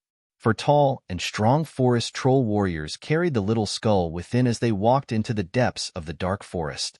It looked like these forest troll had long since been prepared. The little skull lay comfortably in the palanquin and looked around. As an emissary, Han Shuo couldn't enjoy this kind of treatment and could only travel on foot like the others. They encountered a lot of magic beasts along the way, but normal magic beasts didn't dare to get close to 500 or 600 forest trolls. Even some of the third or second-tier magic beasts chose to give up on hunting in the face of such a large group of people. Instead, they stayed far away from this group of villainous scoundrels. On the outskirts of the dark forest, the innately greedy forest troll were notorious and feared by outsiders. Whether it was the rare races living on the outskirts of the dark forest or the adventurers and merchants who'd come into the dark forest, they would all be plundered if they were encountered by these forest troll. Apart from some of the more powerful beings in the depths of the dark forest, these notorious scoundrels on the outskirts of the dark forest were indeed hated and feared by everyone. As the archenemies of the forest troll, the elves had fought against the forest troll many times and had never been able to obtain absolute victory. No one could stop their natural inclination to plunder.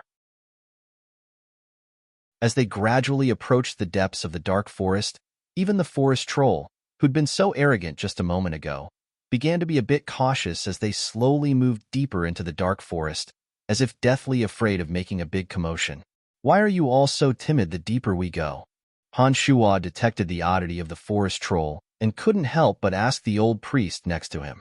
The old priest looked left and right and explained, "We've already entered the middle layer of the dark forest. There are many higher-level magical creatures here, as well as some special races. The humans that appear here aren't to be trifled with either. We don't want to provoke them, otherwise there'll be trouble."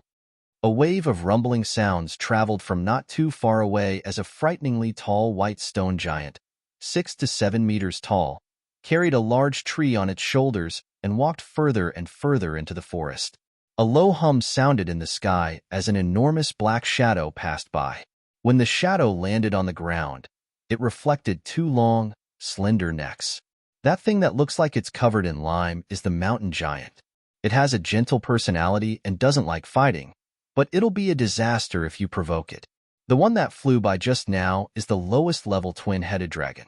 They can't actually be considered dragons. They're only a level 2 magical creature, but they can spit out poison and aren't easy to deal with. The old priest explained on Han Shuo's behalf when he saw the surprise on Han Shuo's face. Nodding, Han Shuo said with deep emotion, "I finally understand now why you only dare to be arrogant in the outskirts of the dark forest."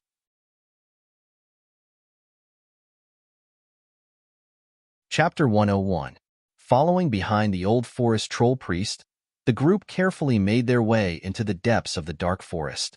After about half a day, the forest troll passed through a broken mountain rock and finally stopped beside a river. There was a river behind it, and it was surrounded by some simple wooden houses. There were also some simple traps set up, and there were tall, strange trees standing tall. After arriving here, one of the original demons that had been keeping an eye on the dwarves had no choice but to withdraw because they were too far away. Instead, it circled the area and started patrolling. With the help of the 3 original demons' wide field of vision, Han Shuo discovered that the area was extremely large. After a rough calculation, there were about a few hundred houses. It looked like this should be the forest troll's old lair. Many green-skinned forest troll, whether children or women, all held weapons in their hands as they were trained by a strong troll warrior. From the elf's description just now, Han Shuo understood that these forest trolls' nature was to pillage. They didn't have the thought of self-sufficiency in their lives at all. Whether it was food, drink, or use, they took it for granted that they should be robbed. Believing in the demon of pillaging, Dadera, they also treated children and women as training targets, just so that they would have more strength when they pillaged. When the old priest arrived, he loudly called out something in the troll language. All the forest troll in the tribe, whether children, elderly, or women, tore off the pockets on their bodies and shook them in excitement, yelling, "Dadera, Dadera." After a while of this, the old priest finally continued to communicate with Han Shuo in the human language, Let's go. I'll take the great goddess Dadera and the emissary to the sacred grounds. Hurry up. Great goddess Dadera can't wait any longer. Han Shuan nodded with a dark expression. The forest troll were still carrying Little Skull. Han Shuo continued to walk on foot. A few wooden rafts were pushed over by some forest troll warriors from afar. Under the old priest's signal, Han Shuo and Little Skull walked towards the wooden rafts. Then, a few forest troll warriors paddled them into the river behind. The raft moved slowly, and after about half an hour, it reached a patch of damp land. After Han Shuo followed the old priest to the shore, he realized that the trees here were extremely tall, and the bushes were so lush that they could drown a person. Even some weeds were growing energetically. All the plants and trees in all directions seemed to be growing very well on this piece of land. There was a strange aura in the air. Pushing aside the lush bushes, the old priest led the way with a few troll warriors leading the way. Han Shuo followed behind the old priest as they walked deeper into the area. The deeper they walked, the more strange Han Shuo felt. It was as if he had heard of this place somewhere before. With these doubts in his heart, he finally stopped in front of a tall house that seemed to have been dragged up by a towering tree. There were 5 or 6 towering trees with lush branches and leaves tangled together in front of him. The large house in the center seemed to be built on the tangled branches, standing in midair. Some of the plants around it grew very well, and there were also some strange plants and flowers that bore strange fruits. After staring blankly at his surroundings for a while, Han Shuo's heart trembled. He suddenly cried out in surprise, "A place of extreme wood! Ha! This is a place of extreme wood. No wonder all the plants grow so perfectly. So this is what it is." A naturally formed place of extreme would had much more wood energy than other places. All the plants and trees that grew in a place of extreme would be much more lush than in other places. Although the forest troll worshipped the demon Dadera, legend had it that they were a race that had evolved from trees. It was natural for them to be close to wood energy. The air here is fresher than anywhere else. Our ancestors searched for many years before discovering this place. Therefore, the palace of the Holy Land was built here, and the stone statue of the great god Datera is enshrined inside. Every year, there are offerings offered to the great god Datera, hoping that the great god will bless us with success every time we plunder. The old priest piously kowtowed toward the large house that was suspended in midair and said softly. After thinking for a bit, the old priest seemed to feel that something wasn't quite right. He immediately kowtowed to the Little Skull again and mumbled something to the troll warriors carrying the Little Skull. The troll warriors put down the palanquin and indicated for the Little Skull to alight.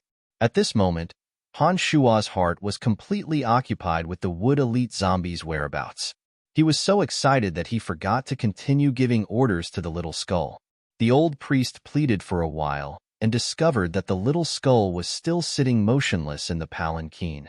His eyebrows furrowed tightly and he knelt in front of Han Shu. "Emissary, why hasn't the great goddess Dadera come down from the palanquin? Did we do something wrong?" The old priest's words immediately roused Han Shuo. Han Shuo turned his head to take a look and discovered that the Little Skull was lying there lazily, as if he'd fallen asleep. After an order was given, the Little Skull's calves straightened, and he abruptly stood up. He held a bone dagger in his hand and looked around with his shiny skull. "Dadera was thinking just now and didn't hear your call. Let's go, we're going up now." Han Shuo snickered inwardly, but his face was serious as he spoke to the old priest. Nodding his head submissively, the old priest didn't dare ask any more questions.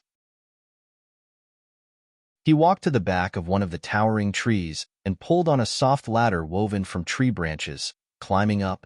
Han Shuo followed behind the old priest and similarly pulled on the soft ladder to climb up. Before Han Shuo could give orders to the Little Skull walked out of the palanquin and moved a distance away.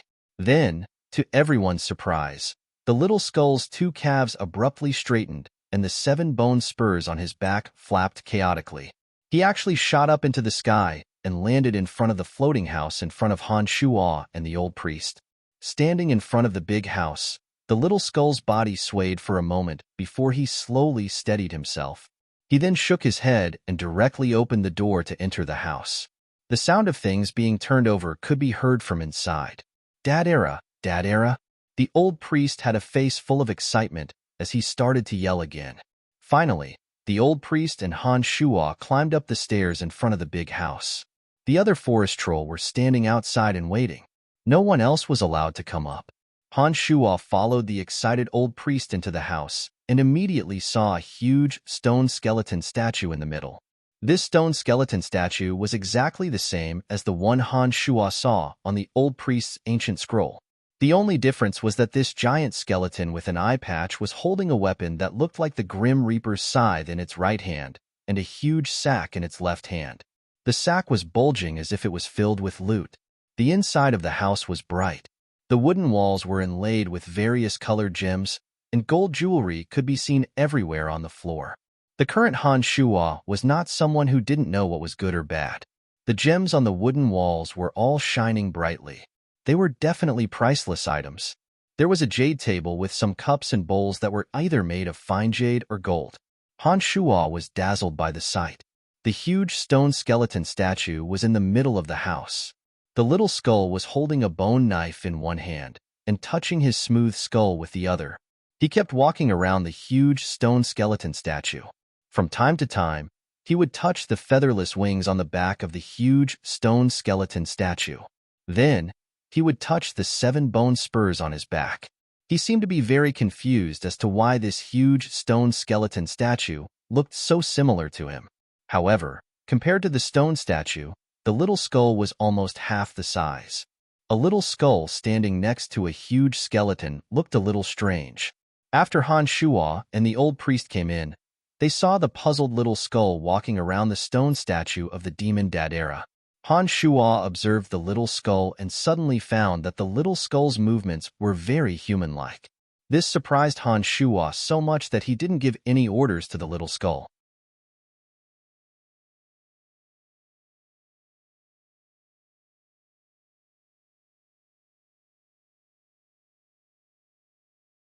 Apart from a few large antique items and the gemstones embedded in the house, many of the valuable jewels, gold, and jade in the house had all fallen into Han Shuo's space ring. However, Han Shuo's space ring had a limit to its capacity. Add to that the fact that there were a few other things stored inside, and so Han Shuo only took a third of the things in the house. However, even this third of the items was probably worth tens of thousands of gold coins. It looked like the forest troll's many years of robbing had indeed been fruitful. Since the little skull had become the great Dad-era of the forest troll, Han Shuo began to rack his brains again. With the little skull's identity, Han Shuo could drive these forest troll to do some things. Han Shuo wasn't worried about the items in the house. It should be safe to leave them here. Sooner or later, he would have to return here to refine the wood elite zombie. Han Shuo wasn't in a hurry. Within the dark forest, the forest troll was a race that everyone loathed and despised. Now that he had the little skull, Han Shuo could use the forest troll's power to command them. The only thing that made Han Shuo hesitate was, what could he do with these forest troll? Han Shuo suddenly felt a headache coming on. These forest troll were greedy by nature and liked to rob others. This was something that couldn't be changed no matter what. Han Shuo didn't know how to command them. If it wasn't for the fact that they served the little skull as the demon Dad-era, Han Shuo wouldn't have minded killing them and taking away all their belongings. But now that he had the little skull, Han Shuo could command them. It would be too much of a pity to kill them. After thinking about it for a while, Han Shuo felt that their nature to rob couldn't be changed. The only thing he could change was the targets of their plunder. If he changed their targets to some equally infamous goblins and ogres, or some enemy caravans, then a bad thing could become a good thing. After thinking this through, Han Shuo left the house with the little skull. With the help of the 3 original demons spying, Han Shuo had already figured out the location guarded by the forest troll. After coming down from the house, Han Shuo opened his mouth to instruct, Madame Dad-era has just descended here and is still unfamiliar with the current state of the world. Madame Dad-era needs to first familiarize herself with the dark forest and then point you in the direction of the future. Don't continue robbing the dwarves during this process. Madame Dad-era needs them to live well. The old forest troll priest had many questions in his heart, but he didn't dare question Han Shua's words. He only bowed his head and asked respectfully, "Do you need us to send out warriors to help Madame Dadera familiarize herself with the environment here?" "No need. Great Goddess Dadera and I will visit your tribe in a few days. You can just stay there and wait." Han Shua didn't board the forest troll's raft after he'd finished speaking. He left with the little skull after a few words. Han Shua didn't immediately return to the cemetery of death after leaving the area, but took Little Skull with him to familiarize himself with the environment of the area. Since he wanted to gather the 5 elemental zombies, Han Shua naturally wouldn't be willing to let go of such a natural place of extreme wood. Apart from the forest troll standing guard near the wooden house, there was nothing else in the surrounding areas apart from astonishingly lush plants and trees. Han Shua finally calmed his mind after releasing the 3 original demons to patrol the entire area, planning on returning to the cemetery of death on the outskirts. Han Shua had carefully inspected the environment along the way through the original demons, and the path back had long since been imprinted in his mind. Han Shua didn't directly enter the river to return, instead making his way back unhurriedly along the riverbank. Halfway through, Han Shua felt a bit hungry.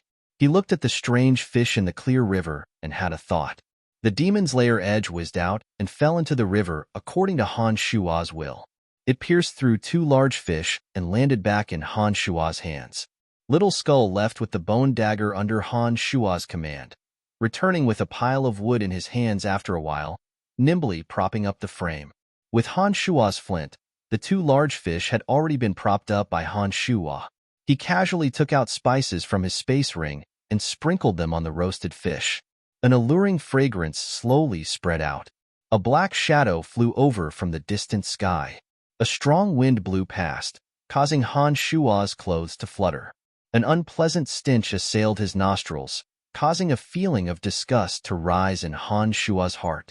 When he raised his head and glared angrily, the black shadow went from low to high and rose into the sky again, becoming a small black dot.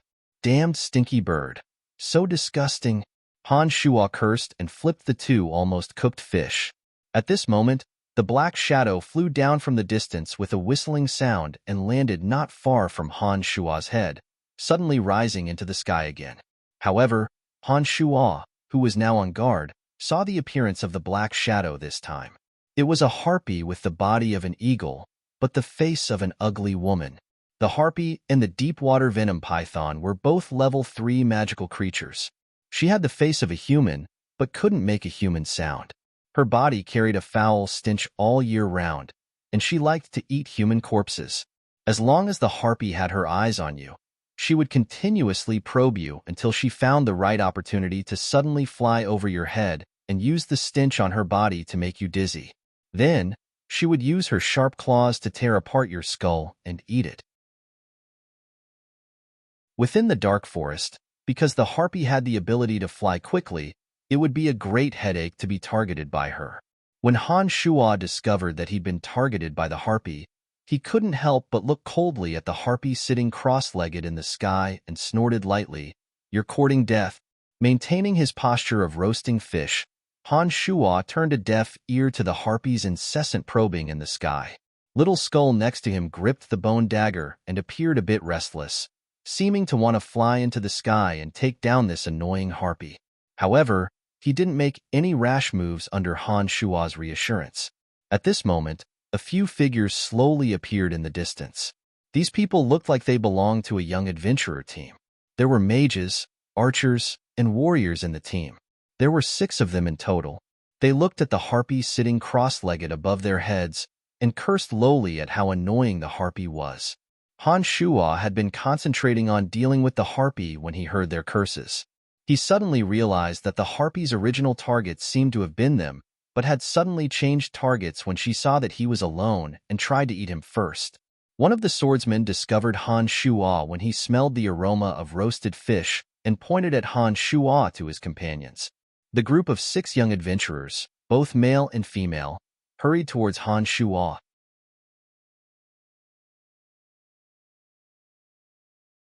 Chapter 103. Hey friend, Are you adventuring alone in the dark forest? The swordsman called out softly when he was still some distance away from Han Shuo. Han Shuo had long since discovered the six and put away the little skull. He didn't want to reveal his identity as a necromancer, so he lifted his head upon hearing the voice and nodded at the swordsman. That's right. The cross-legged harpy whistled through the air. When she saw that the six adventurers had met up with Han Shuo, she didn't dare continue to test Han Shuo's patience. She flew to a higher altitude and observed the situation from the sky. The six adventurers were a team of 3 warriors, 2 mages, and 1 archer. The archer was a female elf, and the 3 male warriors were respectively a senior swordsman, 2 journeyman swordsmen, 1 male journeyman mage, and 1 female adept mage. After Han Shuo had participated in the Academy's test last time, he already knew some of the ranks and symbols of the Guild of Magic and the Guild of Swordsmen. Mages would have an exquisite miniature magic staff embroidered on the shoulder of their magic robes according to their strength. Starting from the novice mages, they would have a magic staff pattern and could have an additional magic staff for every higher rank. Swordsmen and knights also used a similar method of division, except that swordsmen used swords as patterns and knights used patterns of warhorses to differentiate. These adventurers, swordsmen, and mages all seem to have been approved by the Guild of Magic and the Guild of Swordsmen. Therefore, there were symbols of their strength on the clothes they wore. Han Shuo could easily discern their strength with a single glance. The strength of these 6 people couldn't be considered weak, but if they were to go deeper into the dark forest, they would appear a bit weak. This was why the harpy dared to keep following them after discovering that they were 6 people. If there was an archmage among them who could fly, then the harpy would definitely run as far away as possible and wouldn't dare follow them in search of an opportunity. I'm called Odysseus, and they are all my companions. I think you saw the harpy's movements just now. I'm sorry to tell you that the harpy's target was us, but she found that you were walking alone, so she shifted her target to you. The harpy is a level 3 magical beast and can fly in the sky. It is indeed difficult to deal with. If you don't mind, you can come with us. If the 7 of us are together, the harpy shouldn't dare to come down and cause trouble. Senior swordsman Odysseus looked sincerely at Han Shuo. Shaking his head, Han Shuo declined with a smile. No, I see that you want to go deeper into the dark forest, but I want to return to the outskirts. We're not on the same path, so I won't trouble you. How can that be? If you walk alone, the harpy will definitely not let you go. I think you should stay with us, otherwise you'll be in great danger and may even lose your life. The female adept mage, Aphrodite, exclaimed softly.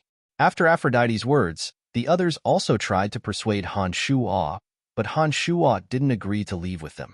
Although the strength of these 6 people wasn't weak, only the archer's arrows could cause some trouble to the harpy. Once the harpy flew into the air, the swordsman wouldn't be a threat to her at all. Magic might not be effective due to distance. However, Han Shuo had the Demon's Lair edge, the crossbow, and Little Skull's bone dagger. If the harpy didn't know what was good for her and dared to attack, then what awaited her was likely to be a painful blow from Han Shuo and Little Skull. Therefore, Han Shuo wasn't afraid of the harpy and thus refused the invitation of the 6 adventurers, choosing to travel alone. Hehe, thank you for your concern, but I think it won't be that easy for the harpy to eat me. Han Shuo responded with a smile and grabbed the 2 roasted fish. He paid no further attention to the 6 young adventurers and walked in the direction they had come from. Seeing Han Shuo calmly leave, the 6 young adventurers started. The senior swordsman Odysseus opened his mouth and said, "Let's follow from a distance. If he really has a way to deal with the harpy, we'll choose to leave. Otherwise, we'll help him and prevent him from being unfortunately eaten by the harpy." "Captain, this person has already refused us. Is there a need for us to do this?" The journeyman swordsman Gordon was a bit unwilling as he spoke in a muffled voice. "The harpy's original target was us. We brought trouble to others because we rushed in this direction. I think we should bear this responsibility." Odysseus lectured Gordon and commanded the others to follow him, trailing far behind Han Shuo. After walking for 5 minutes, the harpy circling around Han Shuo finally moved again. She flew down from the skies and was about to land on top of Han Shua's head when she suddenly whistled sharply into the clouds, very patiently provoking Han Shua. However, Han Shua was more patient than her. Although his hands looked empty, the demon's lair edge was ready to fly out at any moment. The crossbow in his space ring was also ready. As long as the harpy dared to approach within a suitable distance, Han Shua wouldn't mind taking down this level 3 magical creature with one blow. Han Shua had clearly seen the 6 adventurers following him in the distance. Han Shua didn't pay too much attention to their good intentions and continued to walk unhurriedly in the direction of the cemetery of death. After repeated probing, the harpy finally couldn't hold herself back and once again flew directly towards Han Shua. Her sharp claws curved as she quickly approached Han Shua's skull. A foul stench assailed the nostrils and instantly spread around Han Shua's body. An ordinary person would experience a short period of dizziness when they were hit by this stench. However, Han Shua, whose body had been tempered to who knew how strong it was, wasn't affected at all. He still pretended to sway his body according to the harpy's will, as if he would fall to the ground if he wasn't careful. Oh, he's been hit by the stench from the harpy's body. He's in danger now. We should save him now. That senior mage Aphrodite suddenly cried out in alarm. Afterwards, the 6 adventurers no longer cared about hiding their bodies and had already walked out from the shrubbery behind them. The archers were even more flustered as they planned to shoot the harpies with their bows. At this moment, the harpy, who hadn't dared to truly descend, seemed to think that she had found a suitable opportunity. The harpy's body, which had been 7 or 8 meters above the ground, suddenly shot towards Han Shua like lightning. A pair of iron claws grabbed at Han Shua's skull, seeming to want to forcefully rip apart Han Shua's skull. A cold smile blossomed at the corners of his mouth as Han Shua's body swayed even more. When the harpy's iron claws were about to land on his skull, Han Shua's body stiffened, and he quickly fell backwards. In this way, the claws that had been grabbing at Han Shua's skull landed in the air. Just as the harpy let out a strange whistle and tried to move again, the demon's lair edge, mixed with red light, suddenly shot through the air, carrying with it a ferocious surge of heat as it poured into the harpy's body with a boom.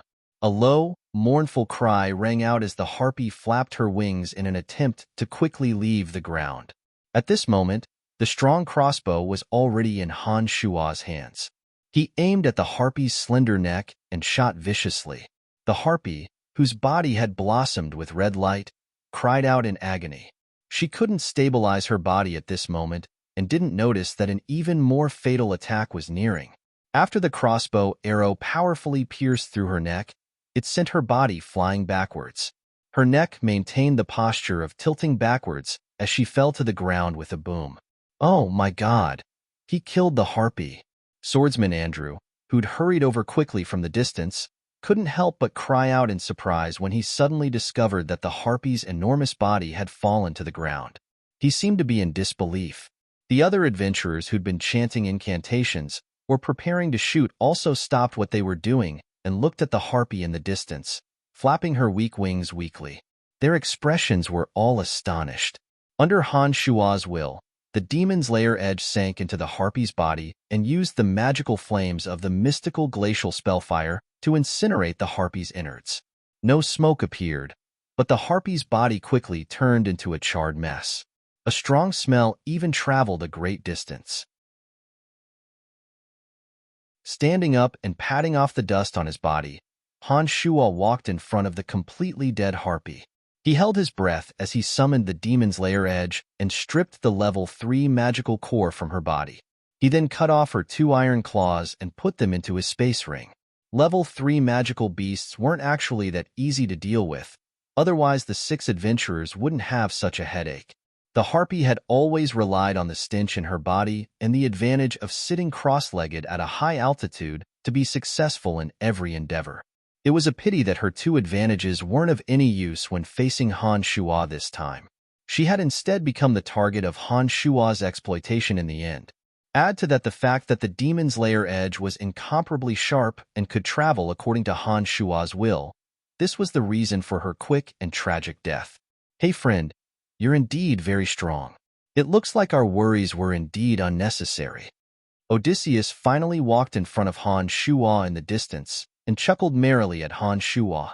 Although these people hadn't been of much help, Han Shuo had heard of their conversations and methods through the original demons.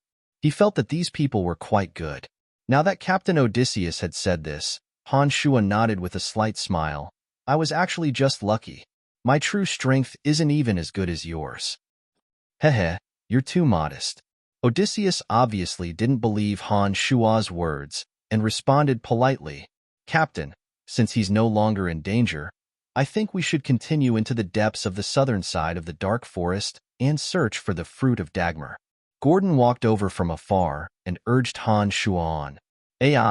I really don't know if the fruit of Dagmar we're searching for actually exists. I've never heard of a fruit that looks like a human brain. Adept Mage Aphrodite sighed. Han Shuo had been about to say goodbye to them when he didn't immediately plan on leaving upon hearing Aphrodite's words. Instead, he looked at Aphrodite with some confusion and asked, What is this fruit of Dagmar? Why does it have the shape of a human brain? It's truly a bit inconceivable. Can you tell me more about it? I've heard everything about the fruit of Dagmar from our Captain Odysseus. He's more knowledgeable. Aphrodite smiled at Han Shuo in a friendly manner and pointed at Odysseus. Odysseus smiled faintly and said, Are you also interested in the fruit of Dagmar? Hehe, legend has it that Dagmar is a demon who likes to eat human brains. A strange fruit may grow where he's buried after his death. This fruit is the size of a fist and presents dark brown veins. It's very similar to a human brain. It's said that the fruit of Dagmar has miraculous powers and that a normal person's brain will be thrown into chaos after eating it. However, I've heard that the fruit of Dagmar can be used to concoct very precious medicines when crushed by a pharmacist. I've accepted someone's request this time to try my luck in the dark forest and see if I can find the fruit of Dagmar. After Odysseus finished speaking, Han Shuo suddenly felt an indescribable joy in his heart. In the memories left behind by Chu Kanglin, there was a fruit called the Divine Brain Fruit. This fruit had the effect of fiercely expanding the human brain and could turn a normal person into a madman. However, if a demonic cultivator like Han Shuo, who was in the molded spirit stage, ate this divine brain fruit and borrowed the effects of the demonic yuan to greatly increase their training after eating this divine brain fruit.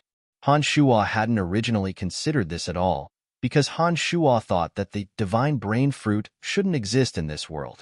However, Odysseus' description of the fruit of Dagmar was exactly the same as the divine brain fruit. The possibility of obtaining a fruit that could greatly increase Han Shuo's current level was something that Han Shuo couldn't resist at all. Han Shuo didn't give it much thought at all and directly asked after Odysseus had finished explaining, If you don't mind, I'd like to search for this fruit of Dagmar with you all. Odysseus and the other adventurers looked at each other after Han Shuo said this and felt quite surprised. They hadn't thought that Han Shuo would suddenly make such a suggestion.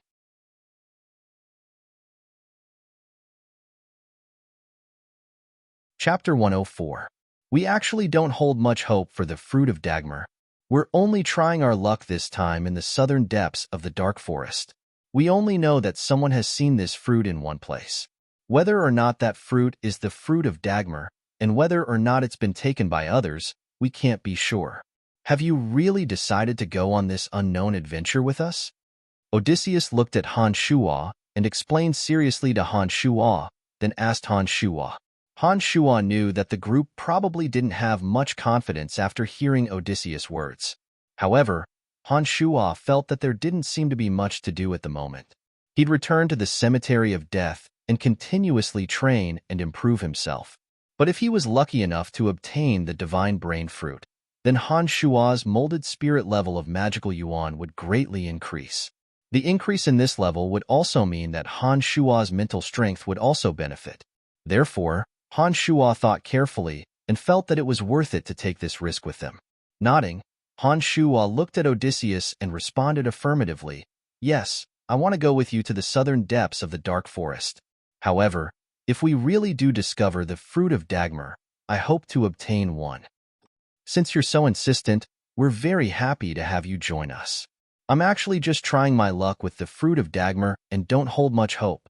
Our main goal is still to explore the dark forest, because it's rumored that there are even more attractive things within.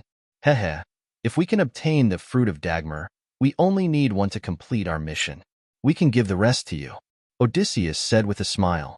The deeper one went, the greater the danger. All sorts of true dangers would slowly be revealed. There were even more powerful magical creatures in the innermost parts of the dark forest, some wondrous races, and all sorts of life-threatening plants. However, all sorts of tempting riches accompanied the dangers that could be seen everywhere. Some exotic plants would only grow in the depths, and many of them could be sold for high prices. Magical beasts of level 1, 2, and 3 could also be sold with abundant items. Of course, the prerequisite was that you had to kill them. Since the two sides had reached an agreement, they didn't stay here any longer. After Odysseus helped Han Shuo introduce the other companions one by one, the group of 7 advanced deeper into the region. Not far in front of them was the Holy Land guarded by the Forest Troll. That place was guarded by the Forest Troll warriors. Although there was still some wealth in the Holy Land, Han Shuo had already treated it as his own personal property. So, under Han Shuo's intentional guidance, the group avoided that area, and after making a slight detour, they continued forward. After walking like this for a day, they did not encounter much danger. When night fell, everyone came to the riverside to set up camp. Some of the lush shrubbery in the surroundings had been flattened by them. Aphrodite wore a space ring of the same quality as Han Shuo's and took out a few tents. Everyone propped up the tents one by one and set up a bonfire to cook food. There were plump, tender fish swimming in the clear river next to them. As an adept water mage, Aphrodite cast a bit of water magic and caught a dozen or so fish. The group used their homemade wooden forks to skewer the plump fish and roast them. When the fish were thoroughly cooked and everyone finished eating, they chatted merrily around the bonfire for a short while before going to their own tents to sleep. The female elven archer and the water mage Aphrodite slept in one tent, while the 4 males slept in 2 tents. Han Shuo volunteered to take on the role of guard and waited for them to enter their tents to sleep before he went to an isolated area to practice magic by himself. With the 3 original demons around him, Han Shuo did not need to pay special attention at all. However, the practice of magic was the foundation of Han Shuo's future development, so he could not relax for even a moment. Forcefully enduring the baptism of pain in his head, Han Shuo silently sank into the practice of magic. It wasn't until the latter half of the night that a strange sound startled Han Shuo awake from his training. Casually wiping away the sweat on his forehead, Han Shuo's 3 original demons' vision all fell into the bottom of his heart. Following the direction of the sound, one of the original demons left the area and flew out, swiftly approaching the place where the sound had come from in the dark night. A twin-headed dragon swayed as it approached from the distance. One of its necks was dripping with green blood, seeming to have suffered a serious injury. It flew rapidly towards Han Shuo's direction without knowing which direction it was going. Although the twin-headed dragon couldn't be called a true dragon, it was still a powerful level 2 magical creature. No one knew why it was in such a sorry state and had fallen to the point where it had to flee for its life. One of the original demons paid attention to the twin-headed dragon's movements, and the other split off to fly in the direction that the twin-headed dragon had fled from, attempting to see just what had forced the twin-headed dragon to flee with injuries. It was a pity that Han Shuo did not discover anything out of the ordinary after the original demon had flown a certain distance. Seeing the twin-headed dragon fly in his direction without knowing which direction, Han Shuo immediately stood up and quickly rushed towards the tents. He shook the tent poles and called out loudly, "Wake up, there's a situation." The sleeping adventurers groggily heard Han Shuo's call and quickly put on their clothes, walking out of their tents after a dozen or so seconds. Winter was about to begin, and the nights were exceedingly cold. The 6 adventurers were all wrapped up tightly with only their faces exposed. Because Han Shuo's spying was through the original demons, the 6 people were still unable to detect any activity even though the twin-headed dragon was quickly approaching. Odysseus looked around in confusion and said to Han Shuo, "Everything seems normal. What's the situation?" A twin-headed dragon is 500 meters to the north and is currently approaching. I think it may pose a danger to us. We need to make preparations immediately. Han Shuo didn't have time to explain much to them and directly spoke the truth. Gordon didn't seem to quite believe Han Shuo's words and was about to open his mouth to question when Odysseus suddenly said lowly, "Since this is the case, let's make preparations immediately." The twin-headed dragon has a violent temper and doesn't have a good impression of humans. I think it'll bring us trouble if it discovers us. The female elven archer Nia took out her bow and said with a bit of worry, "The twin-headed dragon is a rank 2 magical creature. Not only can it spray poison, but its 2 heads can also attack with sharp teeth.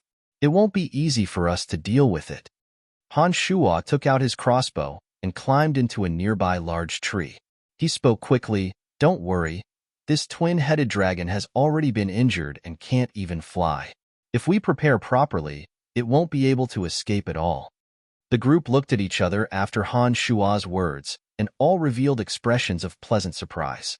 If the twin-headed dragon wasn't injured, it would be a bit troublesome for the adventurer group to deal with it.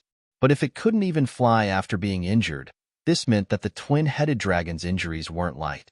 This was an opportunity bestowed by the heavens, and they couldn't let it go easily. The group with faces full of pleasant surprise were either climbing into tall trees like Han Shuo or hiding in the shadows of the trees. They all took out their weapons and focused their attention on dealing with the twin-headed dragon that had an extremely poor sense of direction. The shrubs rustled as they were swept over, and the wounded twin-headed dragon slowly appeared in everyone's line of sight amidst everyone's anticipation. Gordon, who'd been a bit skeptical of Han Shuo's judgment just now, revealed an expression of admiration towards Han Shuo from afar. He grasped the long sword in his pocket excitedly, planning to give the twin-headed dragon a swift and violent attack at any moment. The twin-headed dragon that had no sense of direction finally collided head-on with Aphrodite's water barrier. The enormous force of impact caused the water barrier that Aphrodite had set up to suddenly scatter into droplets of water in the air. At the same time, Han Shuo and Nia's attacks were released at almost the same time. Han Shuo couldn't continuously fire a crossbow bolt and shot one at the back of the twin-headed dragon's neck. Nia had shot a total of 3 arrows. Apart from the first arrow that was dodged, the other 2 all nailed into its forehead. The Thunder Journeyman mage in the group shot out a ring of lightning that struck the twin-headed dragon's back. The 3 warriors that had long since been prepared took advantage of this moment to charge out and fly towards the twin-headed dragon from behind, releasing their fighting aura to attack it fiercely. Up ahead, Aphrodite formed 2 more water people to help attract the twin-headed dragon's attention and create another opportunity for Han Shuo and the archer Nia to attack. In this way, the level 2 magical creature didn't even have time to spray its poison a few times after being repeatedly injured. It finally collapsed weakly in a pool of its own blood after being injured to begin with.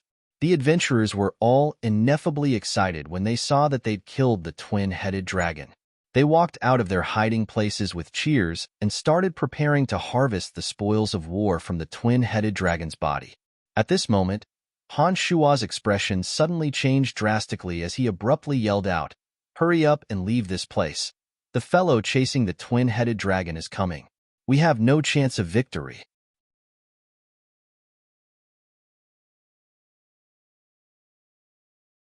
Chapter 105.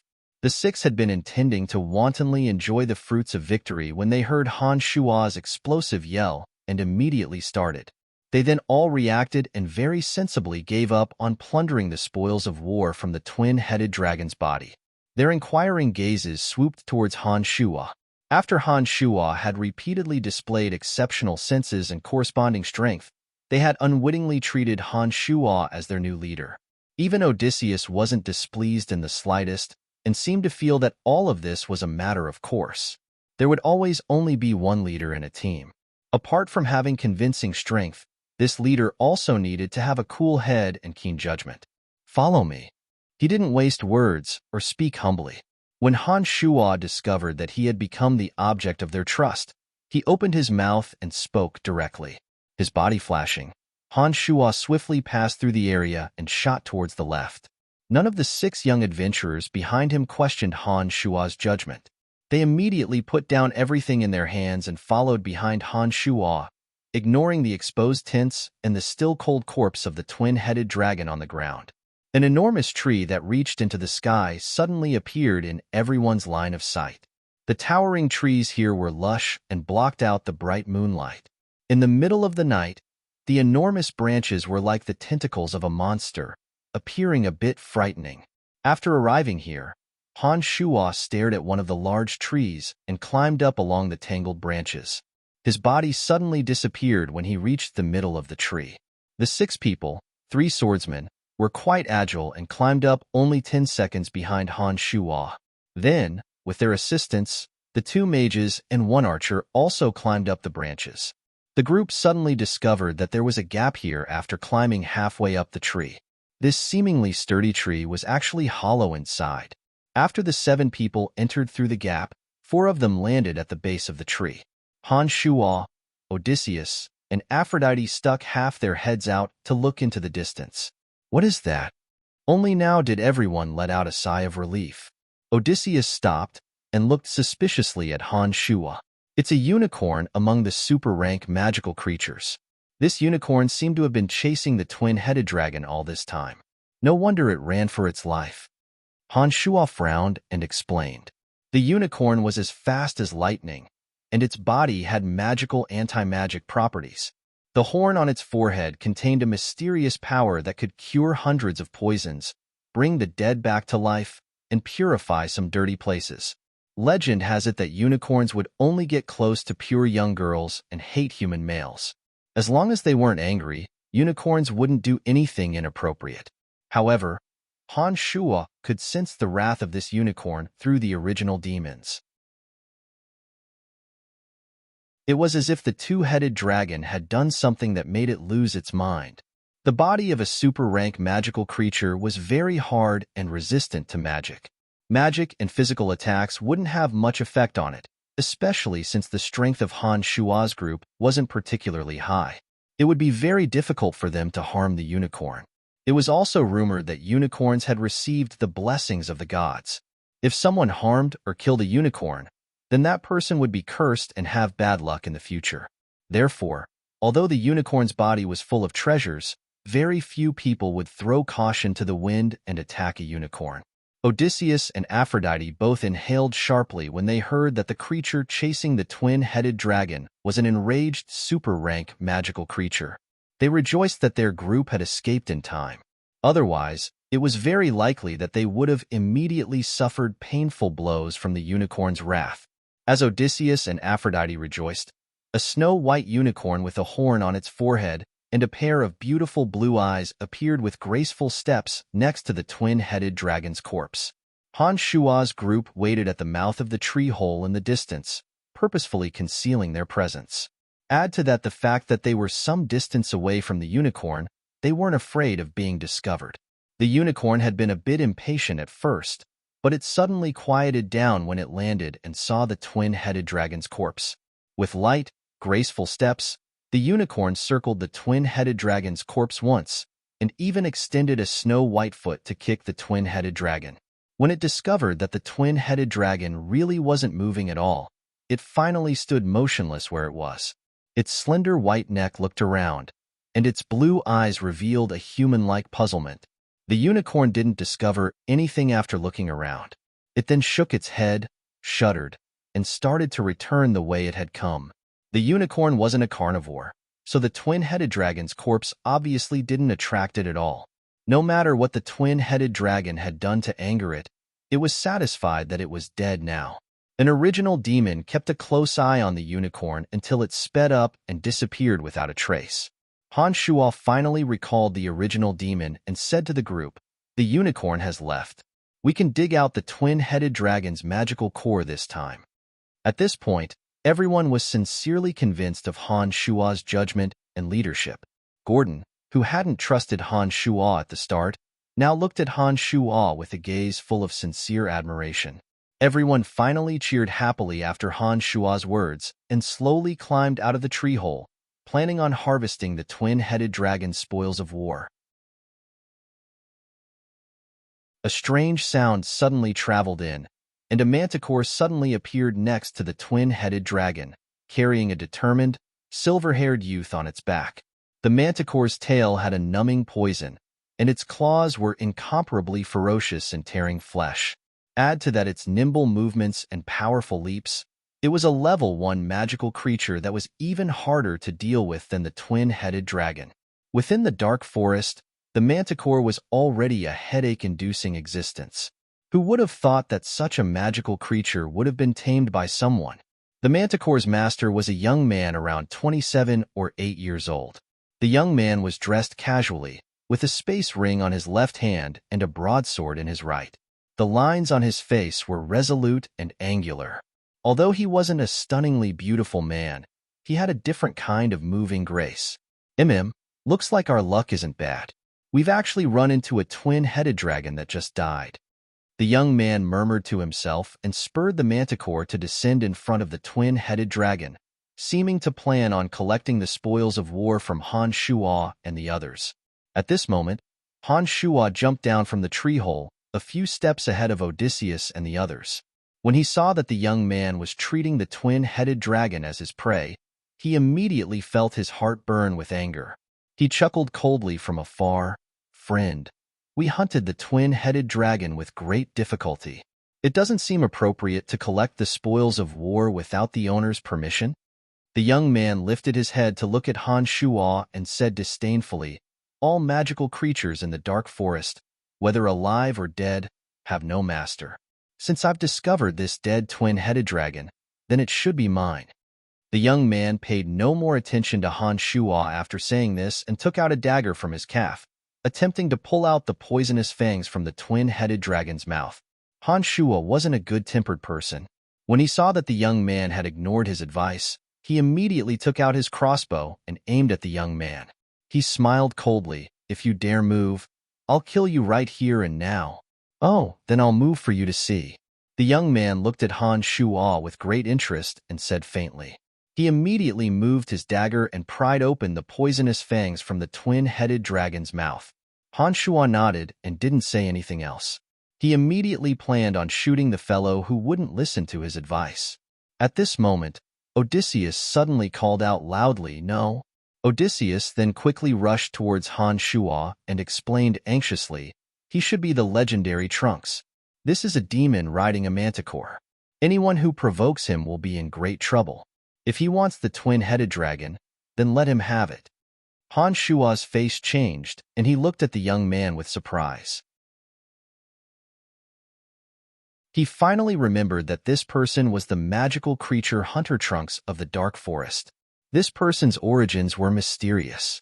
He had appeared in the Dark Forest as a swordmaster, and his temper was strange and callous.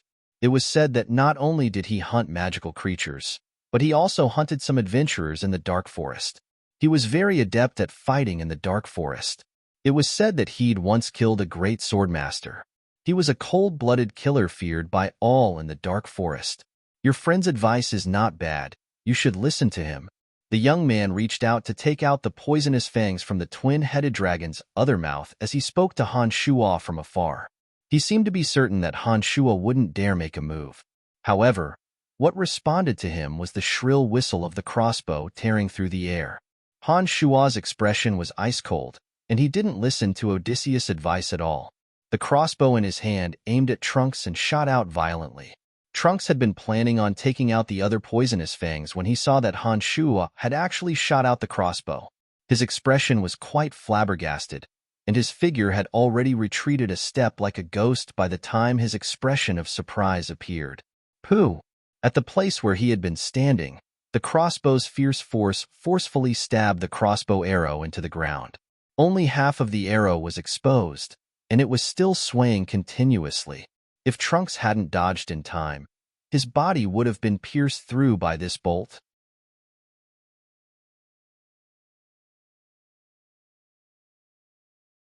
Chapter 106. After hearing that this person was Han Shuo, the other 5 adventurers who had rushed over didn't dare make any rash moves and only looked cautiously at Han Shuo. They hadn't thought that what they feared would come true. Han Shuo had really made his move.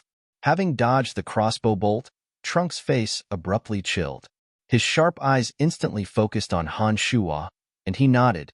You've got guts. He didn't continue to make a move to retrieve the other poisonous fang from the twin-headed dragon's mouth. He hugged his broadsword in his right hand and walked unhurriedly towards Han Shuo. His expression was obviously unfriendly. Misunderstanding. This must be a misunderstanding. I think my friend must have shot that crossbow bolt because he was nervous. Odysseus suddenly called out loudly and explained to Trunks with a face full of wry smiles. At this moment, the crossbow that had paused for a moment was suddenly loaded with another bolt. Just as Odysseus was hurriedly explaining, Han Shuo took aim at the slowly walking Trunks and shot out another bolt. It was as if he'd been slapped in the face on the spot. Odysseus' expression was stunned, and the explanation in his mouth was weak and pale as he forcibly stopped himself. Trunks' footsteps swayed as he miraculously dodged the crossbow bolt attack once again. He still walked slowly towards Han Shuo, his eyes locked tightly onto Han Shuo and not relaxing in the slightest. Taking a deep breath, Han Shuo put away the crossbow bolt after putting it away and took out the demon's lair edge, ready to deal with Trunks' attack at any moment. You will have to pay the price. Trunks, who was walking over, suddenly stopped and said coldly, Yeah, oui. Water Adept Mage Aphrodite's face grew cold as she murmured, It looks like we've run into trouble. Since this is the case, we won't hold back. Odysseus, who'd been avoiding making an enemy out of Trunks, sighed lightly and spoke after seeing that it would be difficult to extricate himself from the situation. As soon as Odysseus spoke, the 5 adventurers who had been a bit hesitant immediately got into position and readied their weapons, planning to deal with this fellow who was notoriously difficult to deal with in the dark forest. As he neared Han Shuo, Trunks abruptly unsheathed the broadsword he'd been holding in his hands.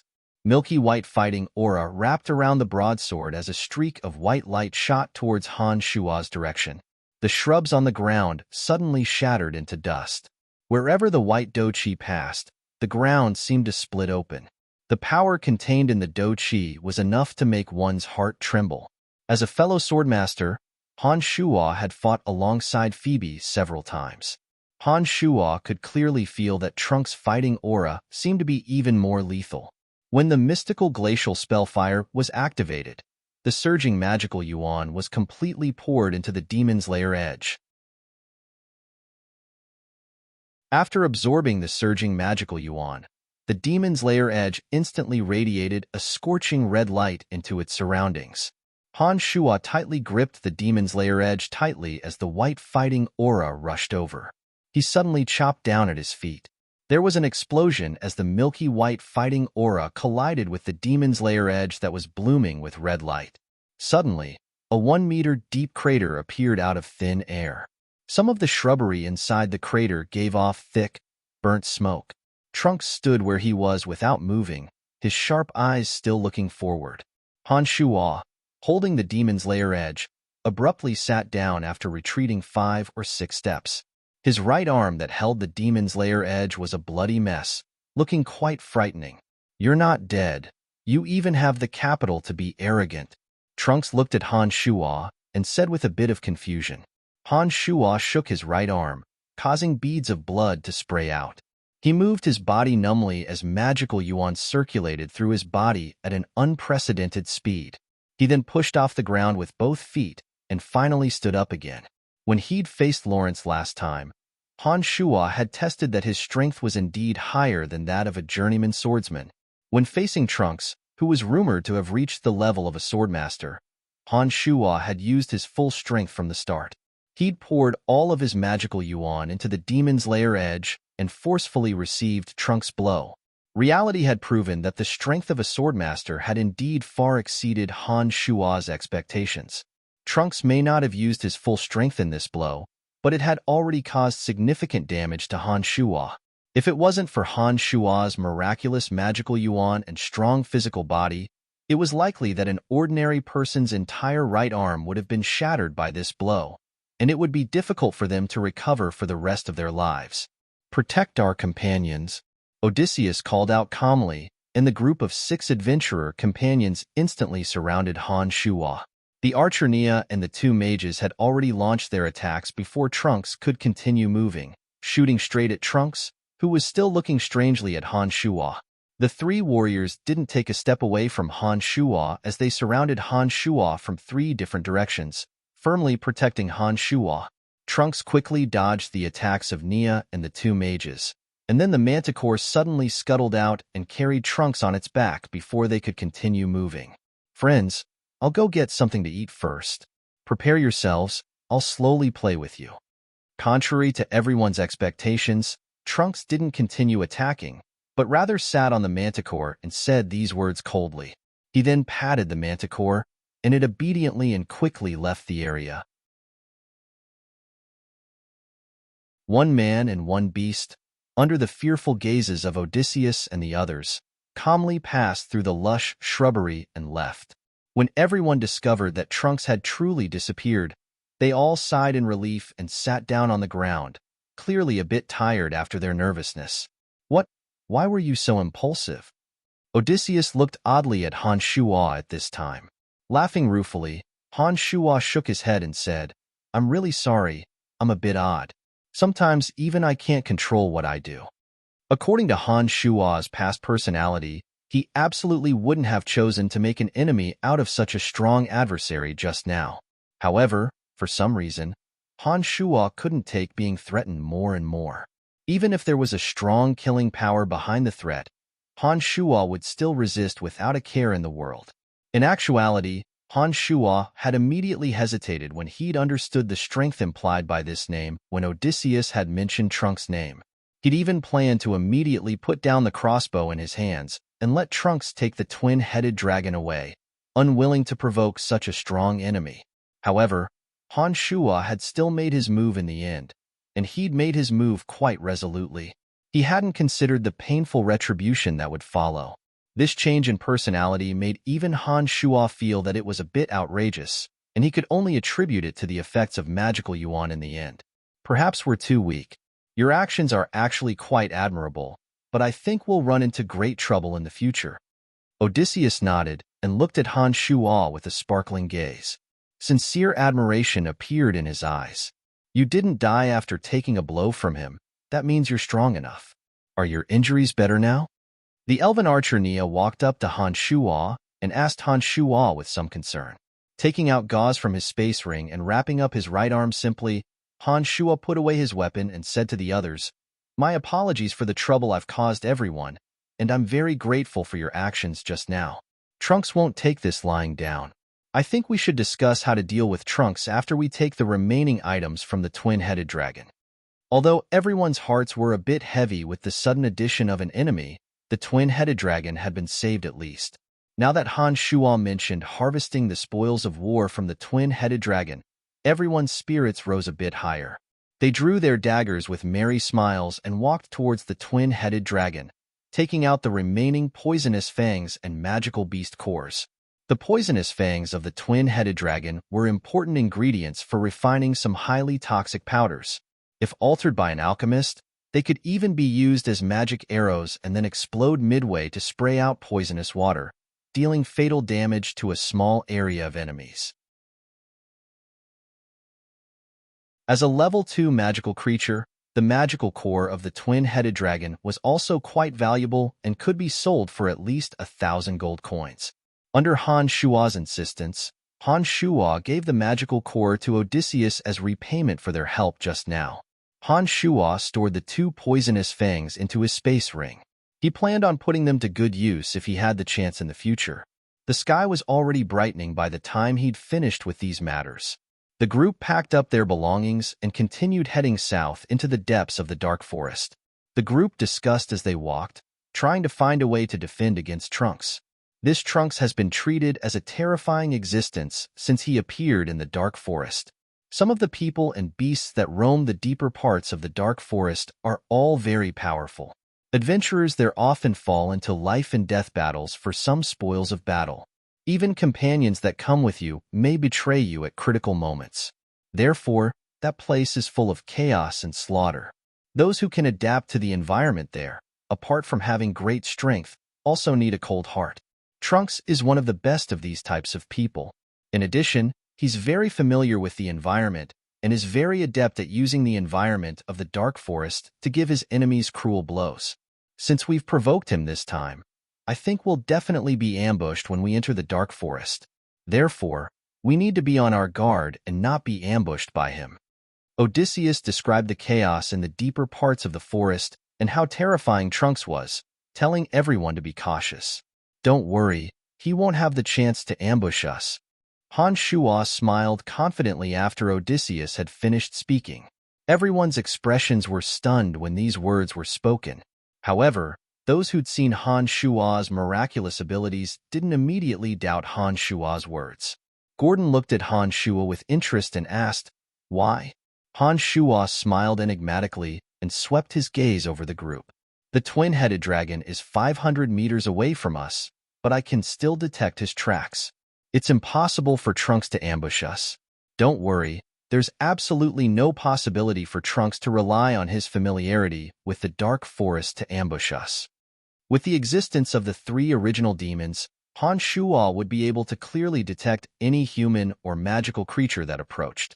No matter how familiar Trunks was with the environment, he wouldn't be able to successfully ambush them with the existence of the original demons. Han Shuo wasn't exaggerating on this point. I think the reason he chose to suddenly leave earlier was because he wasn't completely confident that he could take us all out in one fell swoop. He must be planning on using the methods he's familiar with to slowly deal with us.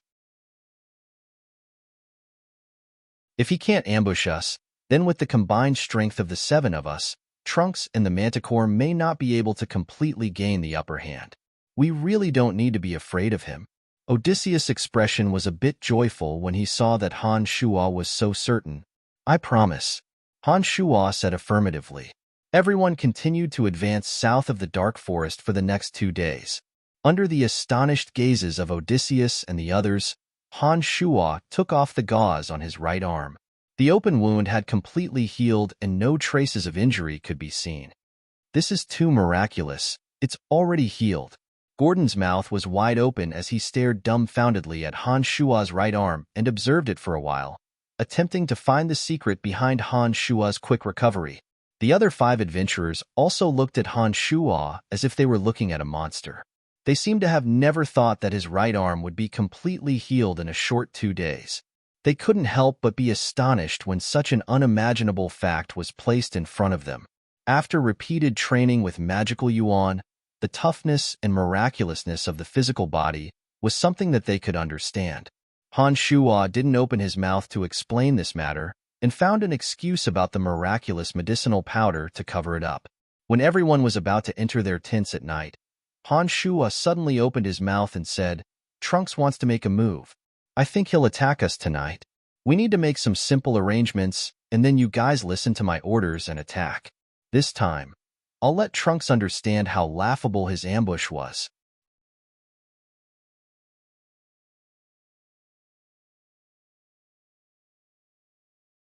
Chapter 107. It had to be said that Trunks was very familiar with the terrain here. He was like another magical beast as he rode on the Manticore. His own extraordinary strength, the Manticore's help, and his familiarity and use of the terrain made him a top-notch expert. If it hadn't been for Han Shuo's original demon spying, everyone would have been helpless against Trunks' attack this time, and would have suffered heavy casualties in the pitch-black night. After all, none of the 7 adventurers, including Han Shuo, could last more than a few blows against Trunks in a one-on-one battle. However, with the original demons monitoring the entire situation, everything had changed. Trunks, who was supposed to be the hunter, was very likely to become someone else's prey for the first time. "He's here." Han Shuo, who was in the same tent as Odysseus, suddenly spoke up. Odysseus didn't express too much curiosity regarding Han Shuo's miraculous senses. After listening to Han Shuo, Odysseus only tightened his grip on the longsword in his hand and stared at Han Shuo, asking, "How should we deal with this?" "Don't worry, Trunks is observing here. We'll talk when he actually makes his move." Han Shuo sat there with his eyes closed and explained to Odysseus. Trunks was as nimble as a monkey on the surrounding trees, making use of some of the soft branches to move freely between the trees. He didn't make any sound, and no one noticed him in the dark of the night. The manticore was a distance away from Han Shuo and the others' tents, and was now slowly circling the tents. As a manticore that was extremely adept at hunting prey, he was also a very patient hunter like Trunks. Trunks gradually approached the large tree above the tent where Han Shuo and the others were. He looked down coldly at the tents below, seeming to consider how he should act. He held a few small stones in his hand, and two of them whistled towards the tent, while the other landed softly in the surrounding underbrush. A few panicked shouts came from within the tent, and then Han Shuo and Odysseus suddenly walked out of the tent and looked towards the direction where Trunks had made the sound with the stones. On the other side, the manticore also purposely made noises. After Gordon and the other swordsmen walked out of the tent, they looked at each other and walked towards the direction of the manticore. The two magicians and the archer remained in place, observing the surroundings with bright eyes, guarding the area to provide support for the parties. When Han Shuo and Odysseus arrived in the direction the rock had come from, and Gordon and Myers had similarly left, Trunks suddenly swung towards Gordon and Myers with the help of a soft tree branch. It looked like he intended to take care of Gordon and Myers first. Go! Han Shuo let out a low shout and circled around with Odysseus, approaching Trunks from another direction. Gordon and his companion walked slowly. Their gazes were filled with vigilance as they constantly scanned the surrounding bushes. The manticore was lurking in the bushes 10 meters away from them, waiting for them to get close so it could launch a surprise attack. With the help of the tree branches, Trunks miraculously didn't make any sound, nor did he reveal himself. He slowly closed in on Gordon and Myers, quickly appearing above their heads. A crossbow suddenly tore through the air at this moment. The sharp whistling sound of the crossbow tearing through the air was extremely ear-piercing in the silent night. Making use of the cork, Trunks suddenly discovered that the target of this crossbow bolt was actually himself, and immediately appeared to be inconsolable. Trunks, who was still floating, had no footholds and could only helplessly drop to the ground. At the same time, the two magicians and archer who should have been guarding the tent suddenly appeared miraculously. A water dragon, a bolt of lightning, and 3 flying arrows suddenly attacked. Trunks was completely unable to stop his body's descent in midair at this moment. He used his broadsword to release milky white fighting aura with great difficulty to defend himself. However, Trunks had obviously taken a beating in his haste. Although he'd cut through Nia's 3 flying arrows, his body had been struck by lightning and his chest had also been blasted by the water dragon. He let out a muffled groan as he fell into the thick bushes. Third tree on the left, 5 steps in front of it, attack? Han Shuo suddenly called out calmly from afar. A few waves of attacks were launched, all aimed at Trunks who just landed. That patch of bushes was extremely thick, and Trunks nimbly dodged into it after landing in the dark. Logically speaking, Han Shuo and the others would have no way of discovering that position. However, reality was always unexpected. Trunks had just finished dodging when a few waves of attacks suddenly descended upon him when Han Shuo called out softly. This time, Trunks had dodged the attacks of the two magicians, but the arrow that the completely invisible archer Nia had casually shot just happened to land on Trunks' buttocks. A pained cry suddenly sounded from there. Trunks obviously hadn't reacted yet, and his body changed directions again after a pained cry, attempting to attack the others from the other side. However, as Han Shuo continued to dictate, the group's attacks arrived one after another, all of them miraculously landing in Trunks' position. What the F***CK is going on? Trunks, who'd been bombarded repeatedly, had never been as depressed as he was today. He finally couldn't help but curse out loud. Trunks had always been exceedingly confident in his ability to hide his tracks and ambush others. He'd never thought that anyone would be able to see through his tracks in the dark forest. However, Trunks had suffered greatly for the first time this time when facing a group of adventurers whose strength wasn't too outstanding. He'd been drowned in attacks, no matter how he dodged, and he'd already sustained significant injuries in just a short while. The manticore that had been lying in ambush finally couldn't restrain itself and charged over from afar when it saw that its master's methods didn't seem to be effective. The bushes were tossed into the air as the manticore ran, and a sharp claw slashed down a large tree as thick as a man's waist. The momentum was astonishing to the extreme. "The manticore's coming! Attack!" Odysseus called out loudly, and the three swordsmen suddenly spread out, blocking the manticore's path. They'd originally been targeting Trunks, but they suddenly diverted some of their attention to the manticore that was swiftly flying over. However, the manticore's body was tough, and its speed was as fast as lightning. Everyone's attacks suddenly missed, and only the archer Nia's flying arrows landed on the manticore's body, but didn't cause much damage. At this moment, Han Shua's face was grim as he started manipulating the demon's lair edge with the art of magic control. A long purple line suddenly shot out from the dark sky and suddenly stabbed towards the manticore's back after drawing a beautiful arc in the air. As a level 1 magical creature, the manticore clearly sensed the impending danger and nimbly dodged the demon's lair edge's first attack. At the same time, Trunks limped into view from afar, raising his broadsword as he furiously approached the two mages and Nia. He attempted to combine the manticore's strength and kill them on the spot without a care for anything else. "Ignore the manticore. Attack Trunks with all your might," Han Shua suddenly called out loudly, causing the two mages and Nia to abruptly turn around and continue attacking the rapidly approaching Trunks. Odysseus and the two swordsmen split up, with Gordon heading towards Nia and the other two charging towards the manticore, using fighting aura to attack it. When Odysseus neared the manticore, he was struck by the manticore's claws.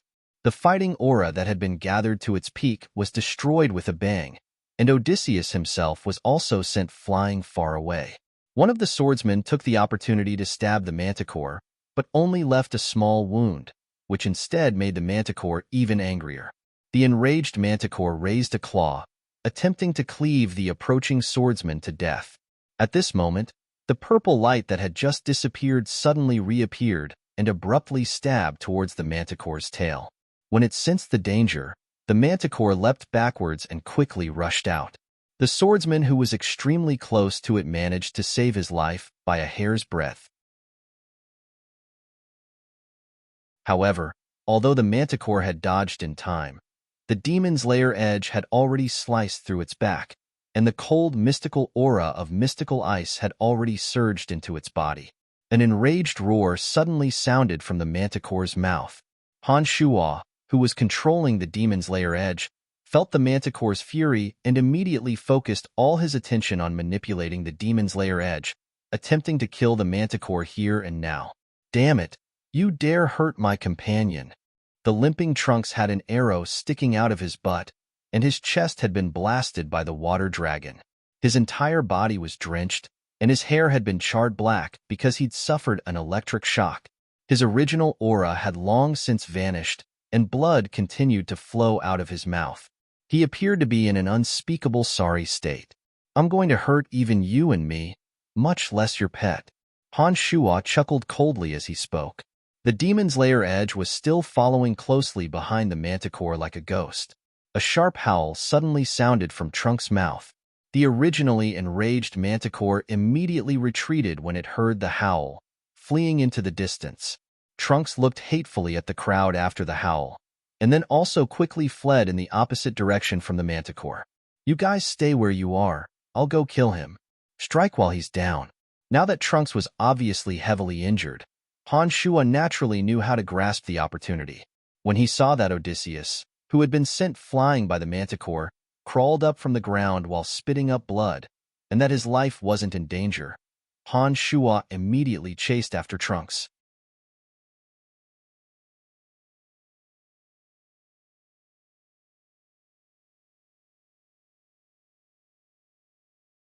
It was precisely because Han Shua wasn't sure how serious Trunks' injuries were that Han Shua didn't dare to make a move immediately after his prey stopped. "If you weren't injured, I wouldn't stand a chance against you in a one-on-one fight. However, given the current situation, we'll have to see if you have the ability to do anything to me." Han Shua suddenly stopped when he was still 15 meters away from Trunks, his gaze roaming over Trunks' body as he spoke faintly. Han Shua once again took out his crossbow after he'd finished speaking, inserted an arrow, and took precise aim at Trunks. He planned on using the arrow to test Trunks' current physical condition. Do you only dare test me from afar? If you had the guts like last time, you should charge forward without hesitation. Trunks pressed his back against the tree and coldly watched Han Shua's movements as he spoke disdainfully. Do you think I'm stupid, or are you stupid? You should know that our roles have already been reversed. You're the prey, and I'm the hunter. How we play is up to me. Han Shua didn't mind Trunks' taunts in the slightest as he decisively fired the crossbow after aiming at him. In the dusky night sky, the tip of the crossbow flashed with a cold light as it suddenly whistled through the air and shot towards Trunks' chest like lightning. Trunks' expression didn't change in the slightest in the face of the crossbow arrow. His body flew into the air almost as soon as the whistling sound of the arrow piercing through the air rang out. The crossbow arrow fiercely nailed itself into the tree that Trunks had just been leaning against with a thud. Having dodged the attack, Trunks' body soared a few meters into the air, nimbly crossing the 15-meter distance and actually appearing in front of Han Shua in an instant. His speed was faster than Han Shua could have imagined. Milky white fighting aura filled Han Shua's vision in an instant. It was as if he was in the center of a tornado. Han Shua's body was enveloped by the milky white fighting aura as his muscles instantly tightened and stiffened. It was difficult for him to even move. He could only watch helplessly as the fighting aura drowned him. His body couldn't move, but the magical yuan within his body flowed unimpeded. Han Shua willed the demon's lair edge to fly out of his hand and suddenly whistled through the air as it danced around Han Shua's body. Han Shua's body was instantly enveloped by the light of the demon's lair edge. A violent sound of metal clashing rang out from Han Shua's surroundings, accompanied by Trunks' incredulous roar of anger. Just as Han Shua's eardrums were about to deafen, all of the ear-piercing sounds of metal clashing completely disappeared. His body that had been stiff and unable to move also returned to normal. Impossible. How is this possible? How is it that your weapon can still defend against my dragon-binding slash? Just who are you? Han Shua had just regained feeling in his body when he immediately heard Trunks' shocked cries. Focusing his eyes, Han Shua suddenly discovered that Trunks' face was deathly pale. The broadsword that he had been holding all this time had many cracks on its blade. Trunks' gaze had been roving back and forth between the broadsword and Han Shua's body. He had a look of disbelief on his face as he continuously muttered, "Impossible." Han Shua's clothes had all been shredded and hung on his body like strips of cloth. There were several long scratches on the surface of his muscles, revealing the bright red flesh underneath. The demon's lair edge seemed to have been flung off as it landed motionlessly in the distance, but there weren't any nicks on it. Nothing is impossible. Taking advantage of Trunks' state of mind, Han Shua suddenly yelled out and then punched out fiercely. Trunks only reacted when the punch had landed in front of him. He raised his sawtooth broadsword and blocked Han Shua's punch. A crisp clang rang out as Han Shua's right fist went numb, but Trunks' body staggered. Overjoyed, Han Shua knew that the dragon-binding slash just now should have used up most of Trunks' fighting aura. Therefore, he immediately moved closer to Trunks and bombarded him with a flurry of punches and kicks. Trunks, who had been famed for being difficult to deal with in the dark forest, had actually become the weaker side after being repeatedly injured. He was continuously pushed back by Han Shua's series of attacks, until he finally stumbled and fell backwards. Wait. Just as Han Shua grasped the demon's lair edge again and was about to take advantage of the opportunity to end Trunks' life, Trunks suddenly opened his mouth to stop him. He stared at Han Shua and said, "No matter why you've come to the dark forest, I can help you. We actually don't have any irreconcilable hatred between us. It's only for the spoils of war from the body of a twin-headed dragon. It's actually not that valuable." Han Shua thought carefully after Trunks' words. This was indeed the case. Han Shua had made the first move because he didn't want to be threatened. He wanted to kill Trunks now because he wanted to put an end to any possible retaliation from Trunks in the future. To be honest, Han Shua and Trunks actually didn't have any deep hatred between them at all. He walked in front of Trunks and fiercely stabbed the demon's lair edge into the ground 4 times. Han Shua callously put away the demon's lair edge amidst Trunks' shrill cries like a pig being slaughtered. The demon's lair edge had stabbed into Trunks' hands and feet 4 times. Although it wasn't enough to cause fatal damage and wouldn't affect Trunks' training and strength in the future, Trunks absolutely wouldn't have the chance to pose any threat to Han Shua in the short term. I'm very sorry. Because you're more dangerous, I thought it was safer this way. Han Shua shrugged and said naturally.